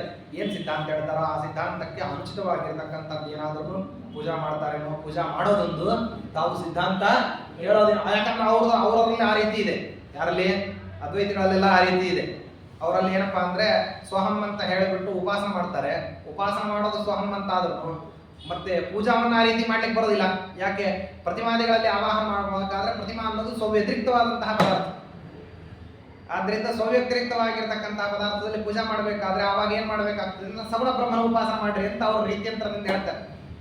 ಸಗುಣ ಬ್ರಹ್ಮನನ್ನು ಉಪಾಸನ ಮಾಡ್ರಿ, ಪ್ರತಿಮಾದಲ್ಲಿ ಏನಪ್ಪಾ ಅಂತಂದ್ರೆ ದೇವರನ್ನೇ ಚಿಂತನೆ ಮಾಡಬೇಕು ಅಂತ ಹೇಳ್ಬಿಟ್ಟು ಅದಕ್ಕೆ ಉಪಾಸನ ಮಾಡತಕ್ಕಂತಹ ರೀತಿನೇ ಬೇರೆ, ಪೂಜಾನೇ ಬೇರೆ, ಸಿದ್ಧಾಂತವೇ ಬೇರೆ. ಇದಕ್ಕೆ ಒಂದಕ್ಕೊಂದಕ್ಕೇನಿಲ್ಲ ಸಂಬಂಧ ಇಲ್ಲ. ಆದ್ರೆ ಇಲ್ಲಿ ಮಾತ್ರ ಹಂಗಲ್ಲ. ಪಂಡಿತಾಚಾರ್ಯ ನೋಡ್ತಾ ಇದ್ರು ಏನ್ ಹೇಳ್ತಾರೆ ಸಿದ್ಧಾಂತ ಅದಕ್ಕನುಸಾರವಾಗೇನೆ ಪೂಜಾ ಇದೆ.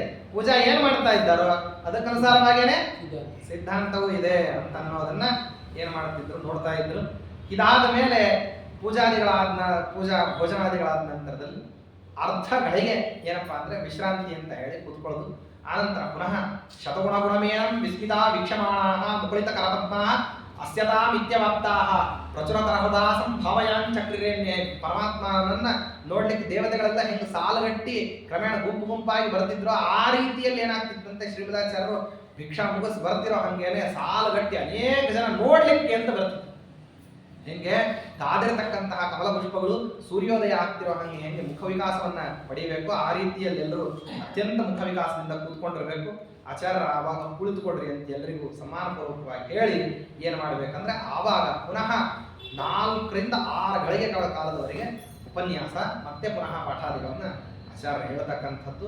ಈ ರೀತಿಯಲ್ಲಿ ನಿರಂತರವಾಗಿ ಮತ್ತೆ ಪ್ರಾತಃ ಕಾಲದಿಂದ ಮಧ್ಯಾಹ್ನದಿಂದ ಸಾಯಂಕಾಲದವರೆಗೆ ನಡೆದ ಮೇಲೆ ಸಾಯಂಕಾಲದ ಪುನಃ ಸಂಧ್ಯಾವಂದನ ಆದ ನಂತರದಲ್ಲಿ ಆಚಾರ್ಯರು ಸೂರ್ಯಾಸ್ತ ಸಮಯದಲ್ಲಿ ಮಾಡತಕ್ಕಂತಹ ದೇವರಿಗೆ ಪಂಚೋಪಚಾರ ಪೂಜಾ ಅದನ್ನು ಸಮರ್ಪಣಾದಿಗಳು ಅದನ್ನೆಲ್ಲವನ್ನು ಮಾಡಿ ಆನಂತರದಲ್ಲಿ ಏನಪ್ಪಾ ಅಂತಂದ್ರೆ ಪುನಃ ಶಿಷ್ಯರಿಗೆ ಹಿತೋಪದೇಶಾದಿಗಳನ್ನು ಮಾಡತಕ್ಕಂಥದ್ದು.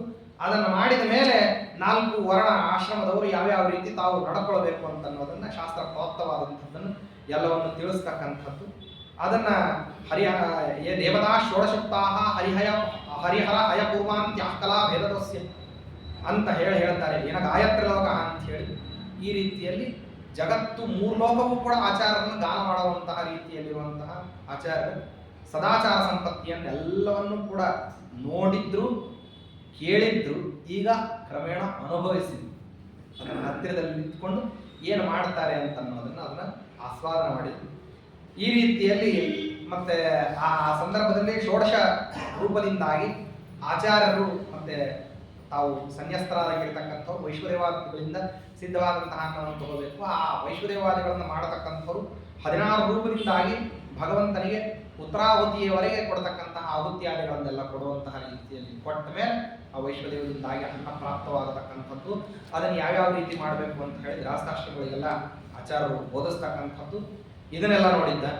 ಹೀಗೆಲ್ಲ ನೋಡಿದ ನಂತರದಲ್ಲಿ ಕ್ರಮೇಣ ಆಚಾರ್ಯರ ಹತ್ತಿರದಲ್ಲಿ ಯಾವಾಗ ಆಚಾರ್ಯರ ಗ್ರಂಥ ಓದಿದ್ರೋ ಅವಾಗ ಒಂದು ಕ್ರಮದ ಆಚಾರ್ಯರ ಬಗ್ಗೆ ಆಕರ್ಷಣೆ. ಇಷ್ಟೆಲ್ಲ ಬರೀತಿದ್ದಾರೆ ಅಂದ್ರೆ ಸಿದ್ಧಾಂತ ಅದ್ಭುತವಾಗಿದೆ. ಕ್ರಮೇಣ ಬೋಧನದ ಶೈಲಿಯನ್ನ ಕೇಳಿದ ಮೇಲೆ ಅತ್ಯಾಕರ್ಷಕವಾದಂತಹ ರೀತಿ ಇದೆ. ಇವರ ಹತ್ರ ಸದಾ ಕಾಲಕ್ಕೂ ನಾವೇನ್ ಮಾಡಬೇಕು ಅಂದ್ರೆ ಸಿದ್ಧಾಂತವನ್ನು ಕೇಳಬೇಕು ಅಂತ. ಆಚಾರ್ಯರ ಆಕರ್ಷಣೀಯವಾಗಿರತಕ್ಕಂಥದ್ದು, ಅತ್ಯಂತ ಆಕರ್ಷಣೀಯವಾದಂತಹದ್ದು ಅನುಷ್ಠಾನ, ಸದಾಚಾರದ ಅನುಷ್ಠಾನವನ್ನ ಆಚಾರ್ಯರು ಮಾಡತಕ್ಕಂಥ ರೀತಿಯನ್ನು ನೋಡ್ತಾ ನೋಡ್ತಾ ಇನ್ನು ಇವರ ಹತ್ರನೇ ಇದ್ದು ಬಿಡಬೇಕು ಅಂತನ್ನುವಂಥ. ಇಷ್ಟೆಲ್ಲ ಬಂದ ಮೇಲೂ ಕೂಡ ನಾನು ವಿಮರ್ಶ್ಯ ಕೃತೀಕೃತೇ ಕಿಲಂ ಅಂತ ಹೇಳಿ ಇಷ್ಟೆಲ್ಲ ಮಾಡಿದ ಮೇಲೂ ಅತ್ಯಂತ ವಿಮರ್ಶೆ ಮಾಡಿಯೇನೇ ಜ್ಞಾನಿಯಾದಂಥ ಒಂದು ಹೆಜ್ಜೆಯನ್ನು ಇಡಬೇಕು. ಅದಕ್ಕೋಸ್ಕರವಾಗಿ ಆ ವಿಮರ್ಶೆಯನ್ನ ತಮ್ಮ ಮನಃಪೂರ್ವಕವಾಗಿ ನಡೆಸಿದ್ದೀವಿ ಅಂತ ಅನ್ಲಿಕ್ಕೆ ಸ್ವಸಿದ್ಧಾಂತವನ್ನ ಇಟ್ಟುಕೊಂಡು ಏನ್ ಮಾಡಿದ್ದಾರೆ ಅಂದ್ರೆ ಆಚಾರ್ಯರ ಜೊತೆಗೆ ವಾದವಾಕ್ಯಾರ್ಥಕ್ಕೆ ತ್ರಿವಿಕ್ರಮ ಪಂಡಿತಾಚಾರ್ಯರು ಎಳೆದಿದ್ದಾರೆ. ಅತ್ಯಂತ ಶ್ಲಾಘ್ಯವಾಗಿರತಕ್ಕಂತಹ ಉಪನ್ಯಾಸಾದಿಗಳನ್ನೆಲ್ಲವನ್ನು ಕೇಳಿಬಿಟ್ಟಿದ್ರು ಆಚಾರ್ಯರ ಹತ್ರ. ಕೇಳಿದ ಮೇಲೆ ಈಗ ಒಂದು ಸಮಸ್ಯೆ ಏನಂದ್ರೆ ಯಾವ್ಯಾವ ಸಿದ್ಧಾಂತ ಪರಸಿದ್ಧಾಂತಗಳಿಗೆ ಎಲ್ಲದಕ್ಕೂ ಯಾವ್ಯಾವುದಕ್ಕೂ ಉತ್ತರ ಕೊಡ್ತಾರೆ.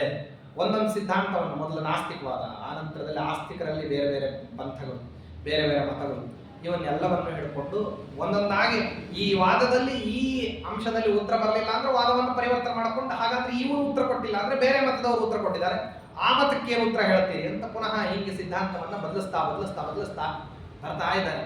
ತ್ರಿವಿಕ್ರಮ ಪಂಡಿತಾಚಾರ್ಯ ಅಸೀಮಿತವಾದಂತಹ ಬುದ್ಧಿಶಕ್ತಿ ಏನಂದ್ರೆ ಅವರು ಅದ್ವೈತವಾದಿಗಳಾಗಿದ್ದ ಕಾಲದಲ್ಲಿಯೂ ಕೂಡ ಪರಸಿದ್ಧಾಂತಗಳನ್ನ ಸರಿಯಂತ ಸಮರ್ಥನೆ ಮಾಡಬೇಕಾದ್ರೆ ಆ ಸಿದ್ಧಾಂತದಲ್ಲಿರುವಂತಹ ಯುಕ್ತಿಗಳ ದ್ವಾರನೇ ಅದನ್ನು ಸರಿಯಂತ ಸಮರ್ಥನೆ ಮಾಡುವಂಥದ್ದು.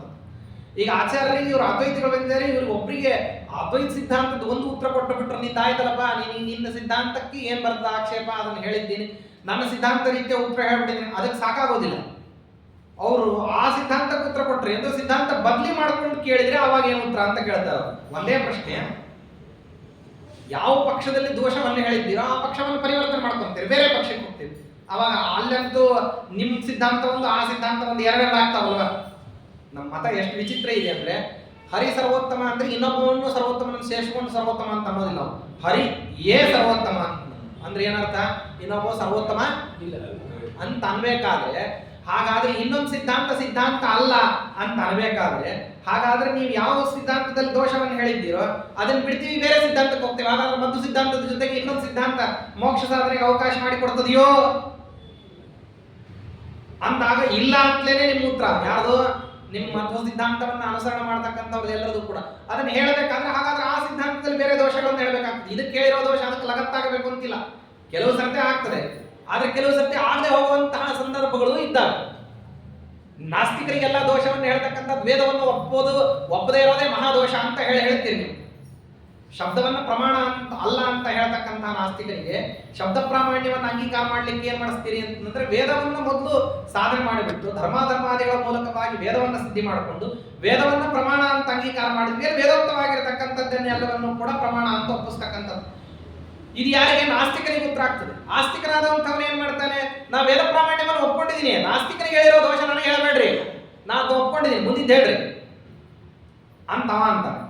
ಆವಾಗ ವೇದ ಪ್ರಾಮಾಣ್ಯವನ್ನು ಅಂಗೀಕಾರ ಮಾಡಿದಂತಹ ಸಂದರ್ಭದಲ್ಲಿ ಇವನು ಅಪೌರುಷೇಯವಾದಂತಹ ವೇದವಾಗ್ರಾಶಿ ಹೇಳ್ತಕ್ಕಂತಹ ರೀತಿಯಲ್ಲಿ ಯಾವ್ದು ಸಿದ್ಧ ಆಗ್ತದೆ ಯಾವ್ದು ಸಿದ್ಧ ಆಗೋದಿಲ್ಲ ಅದನ್ನು ಹೇಗೆ ನಿರ್ಧಾರ ಮಾಡ್ಕೊಳ್ಬೇಕು ಅಂತ ಅನ್ನೋದು, ಅದಕ್ಕೆ ಮಧ್ವ ಸಿದ್ಧಾಂತದಲ್ಲೇ ಹೇಳಿರ್ತಕ್ಕಂತಹ ಉಪಕ್ರಮ ತಾತ್ಪರ್ಯ ನಾಯಕಲಿಂಗ ಯುಕ್ತಿಗಳ ದ್ವಾರ ಸಮರ್ಥನೆ ಮಾಡತಕ್ಕಂತಹ ರೀತಿ, ಅದನ್ನು ಬೇರೆ ಕ್ರಮಕ್ಕೆ ಅವ ಒಪ್ಪಿದವನಿಗೆ ಬೇರೆ ರೀತಿಯಲ್ಲಿ ಉತ್ತರಗಳಿದ್ದಾವೆ. ಅವ ಈ ಸಿದ್ಧಾಂತವನ್ನು ಒಪ್ಪದೇ ಸ್ವಲ್ಪ ಡಿವಿಯೇಷನ್ ಮಾಡ್ಕೊಂತೀನಿ ನಾನು. ಯಾಕೆ ನಿಮ್ಮ ನಾರಾಯಣನನ್ನೇ ಯಾಕೆ ಸರ್ವೋತ್ತಮ ಅಂತ ಅನ್ಬೇಕು, ಶಕ್ತಿ ದೇವಿಯನ್ನು ಅಂದ್ರೆ ದುರ್ಗಾದೇವಿಯನ್ನ ಸರ್ವೋತ್ತಮ ಅಂತ ಯಾಕೆ ಅನ್ಬಾರ್ದು? ಸಾಂಖ್ಯ ಮತದವನು ಬರ್ತಾನೆ, ಅವನು ಏನ್ ಮಾಡ್ತಾನೆ ಅಂದ್ರೆ ನಿಮ್ ಒಬ್ಬರನ್ನೇ ಸರ್ವೋತ್ತಮ ಅಂತ ಅನ್ನೋದ್ರ ಬದಲಾಗಿ ಒಂದು 3 ಜನರನ್ನ ಇಟ್ಕೊಳ್ಳೋಣ.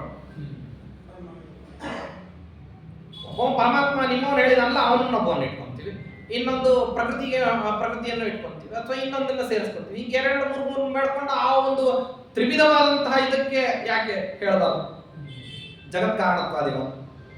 ಅಂತ ಹಿಂಗೆ ಒಂದೊಂದು ಸಿದ್ಧಾಂತದವರು ಬೇರೆ ಬೇರೆ ಅದನ್ನು ಬದಲಿಸಿ ಕೇಳಿದ್ರೆ ಆವಾಗ ಉತ್ತರಗಳು ಬದಲಿ ಆಗ್ತಾ ಹೋಗ್ತಾರೆ. ತಲೆಗೆಲ್ಲ ಒಂದೇ ಮಂತ್ರ ಅಲ್ಲ, ತಲೆ ಬೇರೆ ಬೇರೆ ಆದಂಗ ಮಂತ್ರಗಳು ಬೇರೆ ಬೇರೆ ಆಗ್ತವೆ.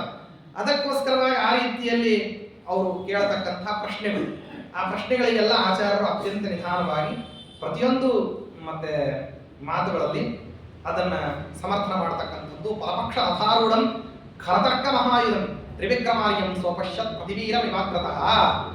ಒಳ್ಳೆ ಚದುರಂಗಬಲ ಸೈನ್ಯ ಸೈಮೇತರಾಗಿರ್ತಕ್ಕಂತಹ ಒಬ್ಬ ಯೋಧ ತಾನು ಇನ್ನೊಬ್ಬ ಯೋಧಾರನನ್ನು ನೋಡಬೇಕು ಅಂದ್ರೆ ಅವನಿಗೂ ಅಷ್ಟೇ ಎಲ್ಲ ಇರಲಿ ಅಂತ ಕೇಳ್ತಾನೆ. ನನ್ನ ಜೊತೆಗೆ ನಾನು ಅವನ ಜೊತೆಗೆ ಗೆಲ್ಬೇಕು. ಹೆಂಗೆ ಅಂದ್ರೆ ಅವನ ಹತ್ರ ಏನೋ ಒಂದು ಕುಂದು ಕೊರತೆಗಳು ಇದ್ದು ಬಿಟ್ಟು ಅವನನ್ನ ನಾನು ಸೋಲಿಸಿದೆ ಅಂತ ಆಗೋದು ಸರಿಯಲ್ಲ. ನನಗೇನೇನು ಸಾಧನ ಪರಿಕರಗಳಿದ್ದಾವೆ, ಯುದ್ಧ ಗೆಲ್ಲಲಿಕ್ಕೆ ಬೇಕಾಗಿರ್ತಕ್ಕಂಥದ್ದು ಏನೇನಿದೆ ಅದೆಲ್ಲವೂ ಅವನಿಗೂ ಇದ್ದು ಬಿಟ್ಟು ನನ್ನೊಂದಿಗೆ ಅವನು ಸರಿಸಮಾನವಾಗಿ ಹೋರಾಡಿ ಕೇವಲ ನನ್ನ ಬಲ ಮಾತ್ರದಿಂದ ಅವನನ್ನು ಹಿಮ್ಮೆಟ್ಟಿಸಿದೆ ಅಂದ್ರೆ ಅವಾಗ ಅದು ನನ್ನ ಹೆಚ್ಚುಗಾರಿಕೆ. ಗೆಲ್ಲೋದ್ರಲ್ಲೂ ಅನೇಕ ಕ್ರಮ ಇದೆ, ಗೆಲ್ಲೋದ್ರಲ್ಲೂ ನಾನಾ ವಿಧವಾದಂತಹ ಕ್ರಮ ಇದೆ. ಸಶಸ್ತ್ರನಾದಂಥವನು ವ್ಯಕ್ತಿ ನಿಶಸ್ತ್ರನಾದವನ ಜೊತೆಗೆ ಹೋರಾಡುತ್ತಿರಬೇಕಾದ್ರೆ ನಿಶಸ್ತ್ರನಾದವನು ಸಶಸ್ತ್ರನ ಜೊತೆಗೆ ಗೆದ್ದ ಅಂತಂದ್ರೆ ಅವಾಗ ಅದು ಹೆಚ್ಚಿನ ಬಲ. ಸೈನ್ಯ ಸಮೇತನಾಗಿ ಬಂದಿರತಕ್ಕಂಥವನನ್ನ ಬಂದವನನ್ನ ಏಕಾಂಗಿಯಾಗಿ ಶಸ್ತ್ರಪಾಣಿಯಾದಂಥವನು ಒಬ್ಬನೇ ಎದುರಿಸಿದ ಅಂದ್ರೆ ಅವನನ್ನು ಮಹಾರಥಿ ಅಂತ ಕರೀತಾರೆ. ಅಂಥವನು ತಾನು ನಿರಾಯುಧನಾಗಿ ಹೋಗ್ಬಿಟ್ಟು ಎಲ್ಲರನ್ನು ಸೋಲಿಸಿದ ಅಂದ್ರೆ ಅವನಿಗೆ ಅಸೀಮ ಬಲ ಅಂತ ಹೇಳಿ ಅವನ ತೂಕಕ್ಕೆ ಇನ್ನೊಬ್ರು ಬರ್ಲಿಕ್ಕೆ ಸಾಧ್ಯ ಇಲ್ರಿ. ಇಷ್ಟೆಲ್ಲರೂ ಶಸ್ತ್ರಾಘಾತಗಳನ್ನು ಮಾಡ್ತಿದ್ರು, ಈ ಶಸ್ತ್ರಾಘಾತಗಳನ್ನು ಯಾವುದನ್ನು ಲೆಕ್ಕಿಸ್ತೇನೆ ಏಕಾಂಗಿಯಾಗಿ ನಿರಾಯುಧನಾಗಿ ಸೈನ್ಯವನ್ನು ಹಿಮ್ಮೆಟ್ಟಿಸಿ ರಥಿಕರನ್ನು ಹಿಮ್ಮೆಟ್ಟಿಸಿ ಗೆದ್ದು ಬಂದ ಅಂತಂದ್ರೆ ಅವನು ತುಂಬಾ ಸಾಮರ್ಥ್ಯವಂತ.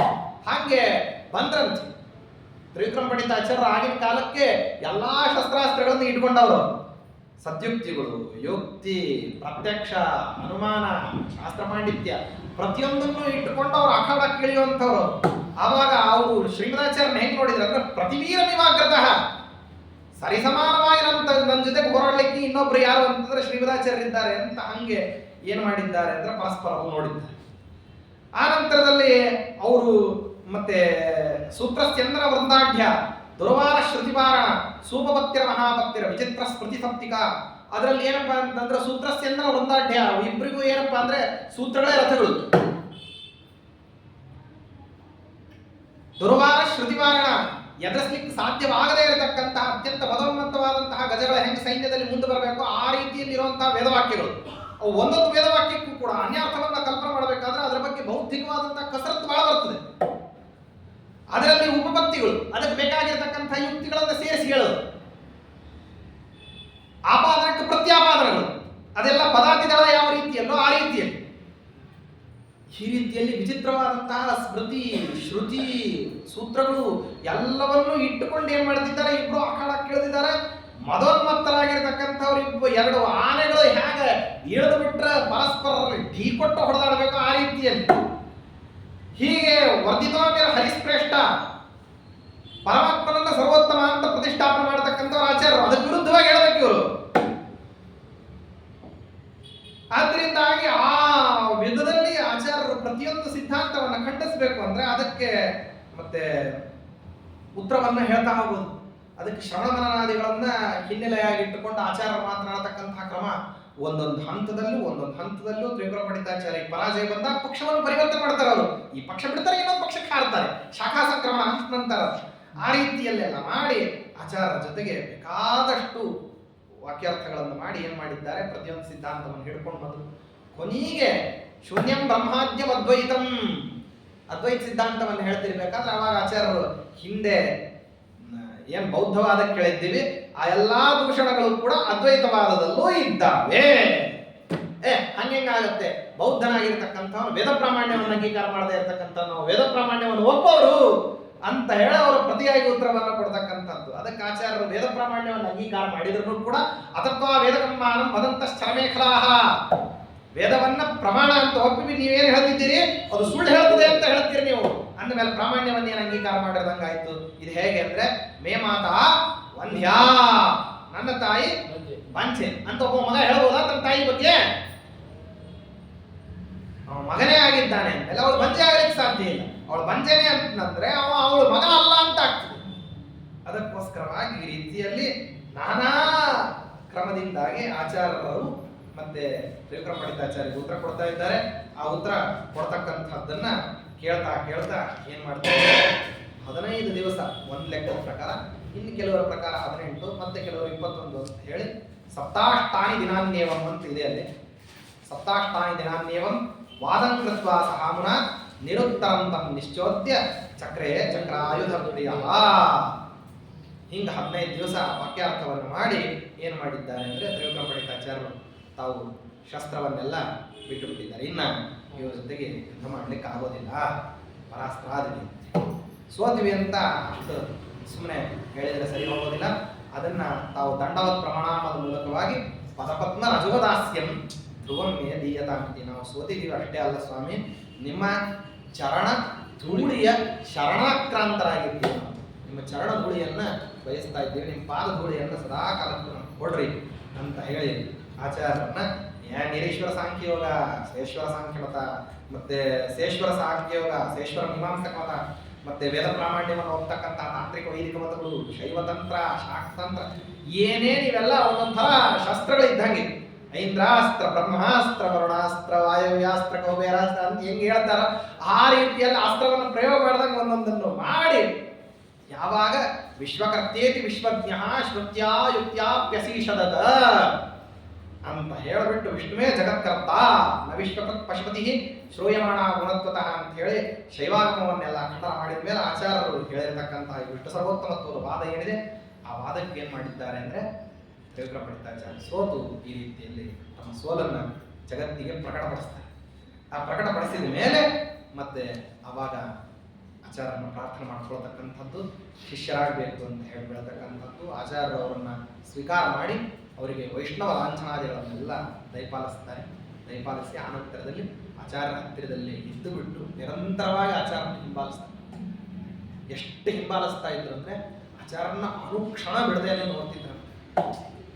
ಏಕಾಂತದಲ್ಲಿ ಆಚಾರ್ಯರ ನೈವೇದ್ಯವನ್ನ ಮಾಡತಕ್ಕಂತಹ ಸಂದರ್ಭದಲ್ಲೂ ಏನ್ ಮಾಡ್ತಾರೆ, ಇದು ಒಂದನ್ನು ನೋಡಿಲ್ಲ, ಯಾಕೋ ಇದು ಇಷ್ಟೆಲ್ಲ ನೋಡ್ಬಿಟ್ಟಿದೀನಿ, ಅವಾಗೆಲ್ಲ ಇದು ಒಂದು ಉಳಿದೋಗ್ಬಿಟ್ಟಿದೆ ಅಂತ ಹೇಳಿ ಆ ನೈವೇದ್ಯ ಪ್ರಕರಣವನ್ನು ಯಾವಾಗ ಕಣ್ಣಾರೆ ಕಂಡು ಬಿಟ್ರು, ಪದಪದ್ಮ ರಜೋದಾಸ್ಯಂ ಧ್ರುವಮ್ಯ ದೀಯತಾಮಿತಿ, ನಮಗೆ ನಿರಂತರವಾಗಿ ನಿಮ್ಮ ಪಾದ ಧೂಳಿಯ ದಾಸ್ಯವನ್ನ ಕೊಡ್ರಿ ಅಂತ ಬೇಡಿರತಕ್ಕಂತಹ ತ್ರಿವಿಕ್ರಮ ಪಂಡಿತಾಚಾರ್ಯರು ಅವತಾರ ತ್ರಯೋಪೇತರಾಗಿರ್ತಕ್ಕಂತಹ ಪ್ರಾಣದೇವರು ಯಾವ ರೀತಿಯಲ್ಲಿ ಮತ್ತೆ ರಾಮಕೃಷ್ಣ ವೇದವ್ಯಾಸಾತ್ಮಕರಾದಂತಹ ಶ್ರೀಹರಿಯನ್ನ ಸಂರಚನೆ ಮಾಡತಕ್ಕಂಥ ರೀತಿಯನ್ನು ಕಂಡ್ರು. ಆಶು ಕವಿತಾ ರೂಪದಲ್ಲಿ ಏನಾಗ್ತಾ ಇದೆ ಅಂದ್ರೆ ಅವಾಗ ವಾಯುಸ್ತುತಿ ಅಂತ ಅನ್ನೋದು ಮಧ್ವಪರವಾಗಿ ಬರ್ತಾ ಇದೆ. ಅದನ್ನು ಹೇಳ್ತಾರೆ, ಶ್ರೀಮದ್ ವಿಷ್ಣುಂಘ್ರಿನಿಷ್ಠ ಅತಿ ಗುಣಗುರುತಮ ಶ್ರೀಮದಾನಂದ ತೀರ್ಥ ತ್ರೈಲೋಕ್ಯ ಚಾರ್ಯ ಪಾದೋ ಜ್ವರ ಜಲ ಜಲ ಸಪಾಂಸವೋಸ್ಮಾನ್ ಪುನಂತು ವಾಚಾಂ ಯತ್ರ ಪ್ರಣೇತ್ರಿ ತ್ರಿಭುವನ ಮಹಿತ ಶಾರದಾ ಶಾರದೆಂದು ಜ್ಯೋತ್ಸ್ನಾ ಭದ್ರಸ್ಮಿತ ಶ್ರೀ ಧವಲಿತ ಕಕುಭ ಪ್ರೇಮ ಭಾರಂಭ ಭಾರ. ಆ ಪಾದಧೂಳಿಯ ದಾಸ್ಯವನ್ನೇ ಆಚಾರ್ಯರ ಹತ್ರ ಪ್ರಾರ್ಥನೆ ಮಾಡಿದ್ದರು ಕೂಡ ತ್ರಿವಿಕ್ರಮ ಪಂಡಿತಾಚಾರ್ಯರು ಇಷ್ಟು ಪರಮಾತ್ಮನ ಪ್ರತಿಯೊಂದು ಗುಣಗಳು ಪ್ರತಿಫಲಿತವಾಗ್ತವೆ ಅಂತ ಹೇಳ್ತಾರೆ. ಪರಮಾತ್ಮನ ಪ್ರಥಮ ಪ್ರತಿಬಿಂಬ ಸ್ಥಾನೀಯರಾಗಿರತಕ್ಕಂಥ ವಾಯುದೇವರಲ್ಲಿ ಭಗವಂತನ ಎಲ್ಲಾ ಗುಣಗಳು ಪ್ರತಿಫಲಿತವಾಗ್ತವೆ. ಅದಕ್ಕೇನೆ ಒಂದು ಕಡೆ ಸತತ್ರತ್ನ ಮಾಲಾಕಾರರು ಹೇಳ್ತಾರೆ, ಹೇಗೆ ಪರಮಾತ್ಮ ನಿಖಿಲ ಗುಣ ಪರಿಪೂರ್ಣ ಹಂಗೇನೆ ವಾಯುದೇವರು ಕೂಡ ಗುಣ ಪರಿಪೂರ್ಣ. ಹಾಗಾದ್ರೆ ನಿಖಿಲ ಗುಣ ಪರಿಪೂರ್ಣ ಇವರಿಗೂ ಬಂದ್ರೆ ಪರಮಾತ್ಮನಿಗೆ ವ್ಯತ್ಯಾಸ ಏನಂದ್ರೆ ಅಲ್ಲಿ ಸ್ವಾತಂತ್ರ್ಯನ, ಇಲ್ಲಿ ಪಾರತಂತ್ರ್ಯ, ಇಷ್ಟೇ ವ್ಯತ್ಯಾಸ.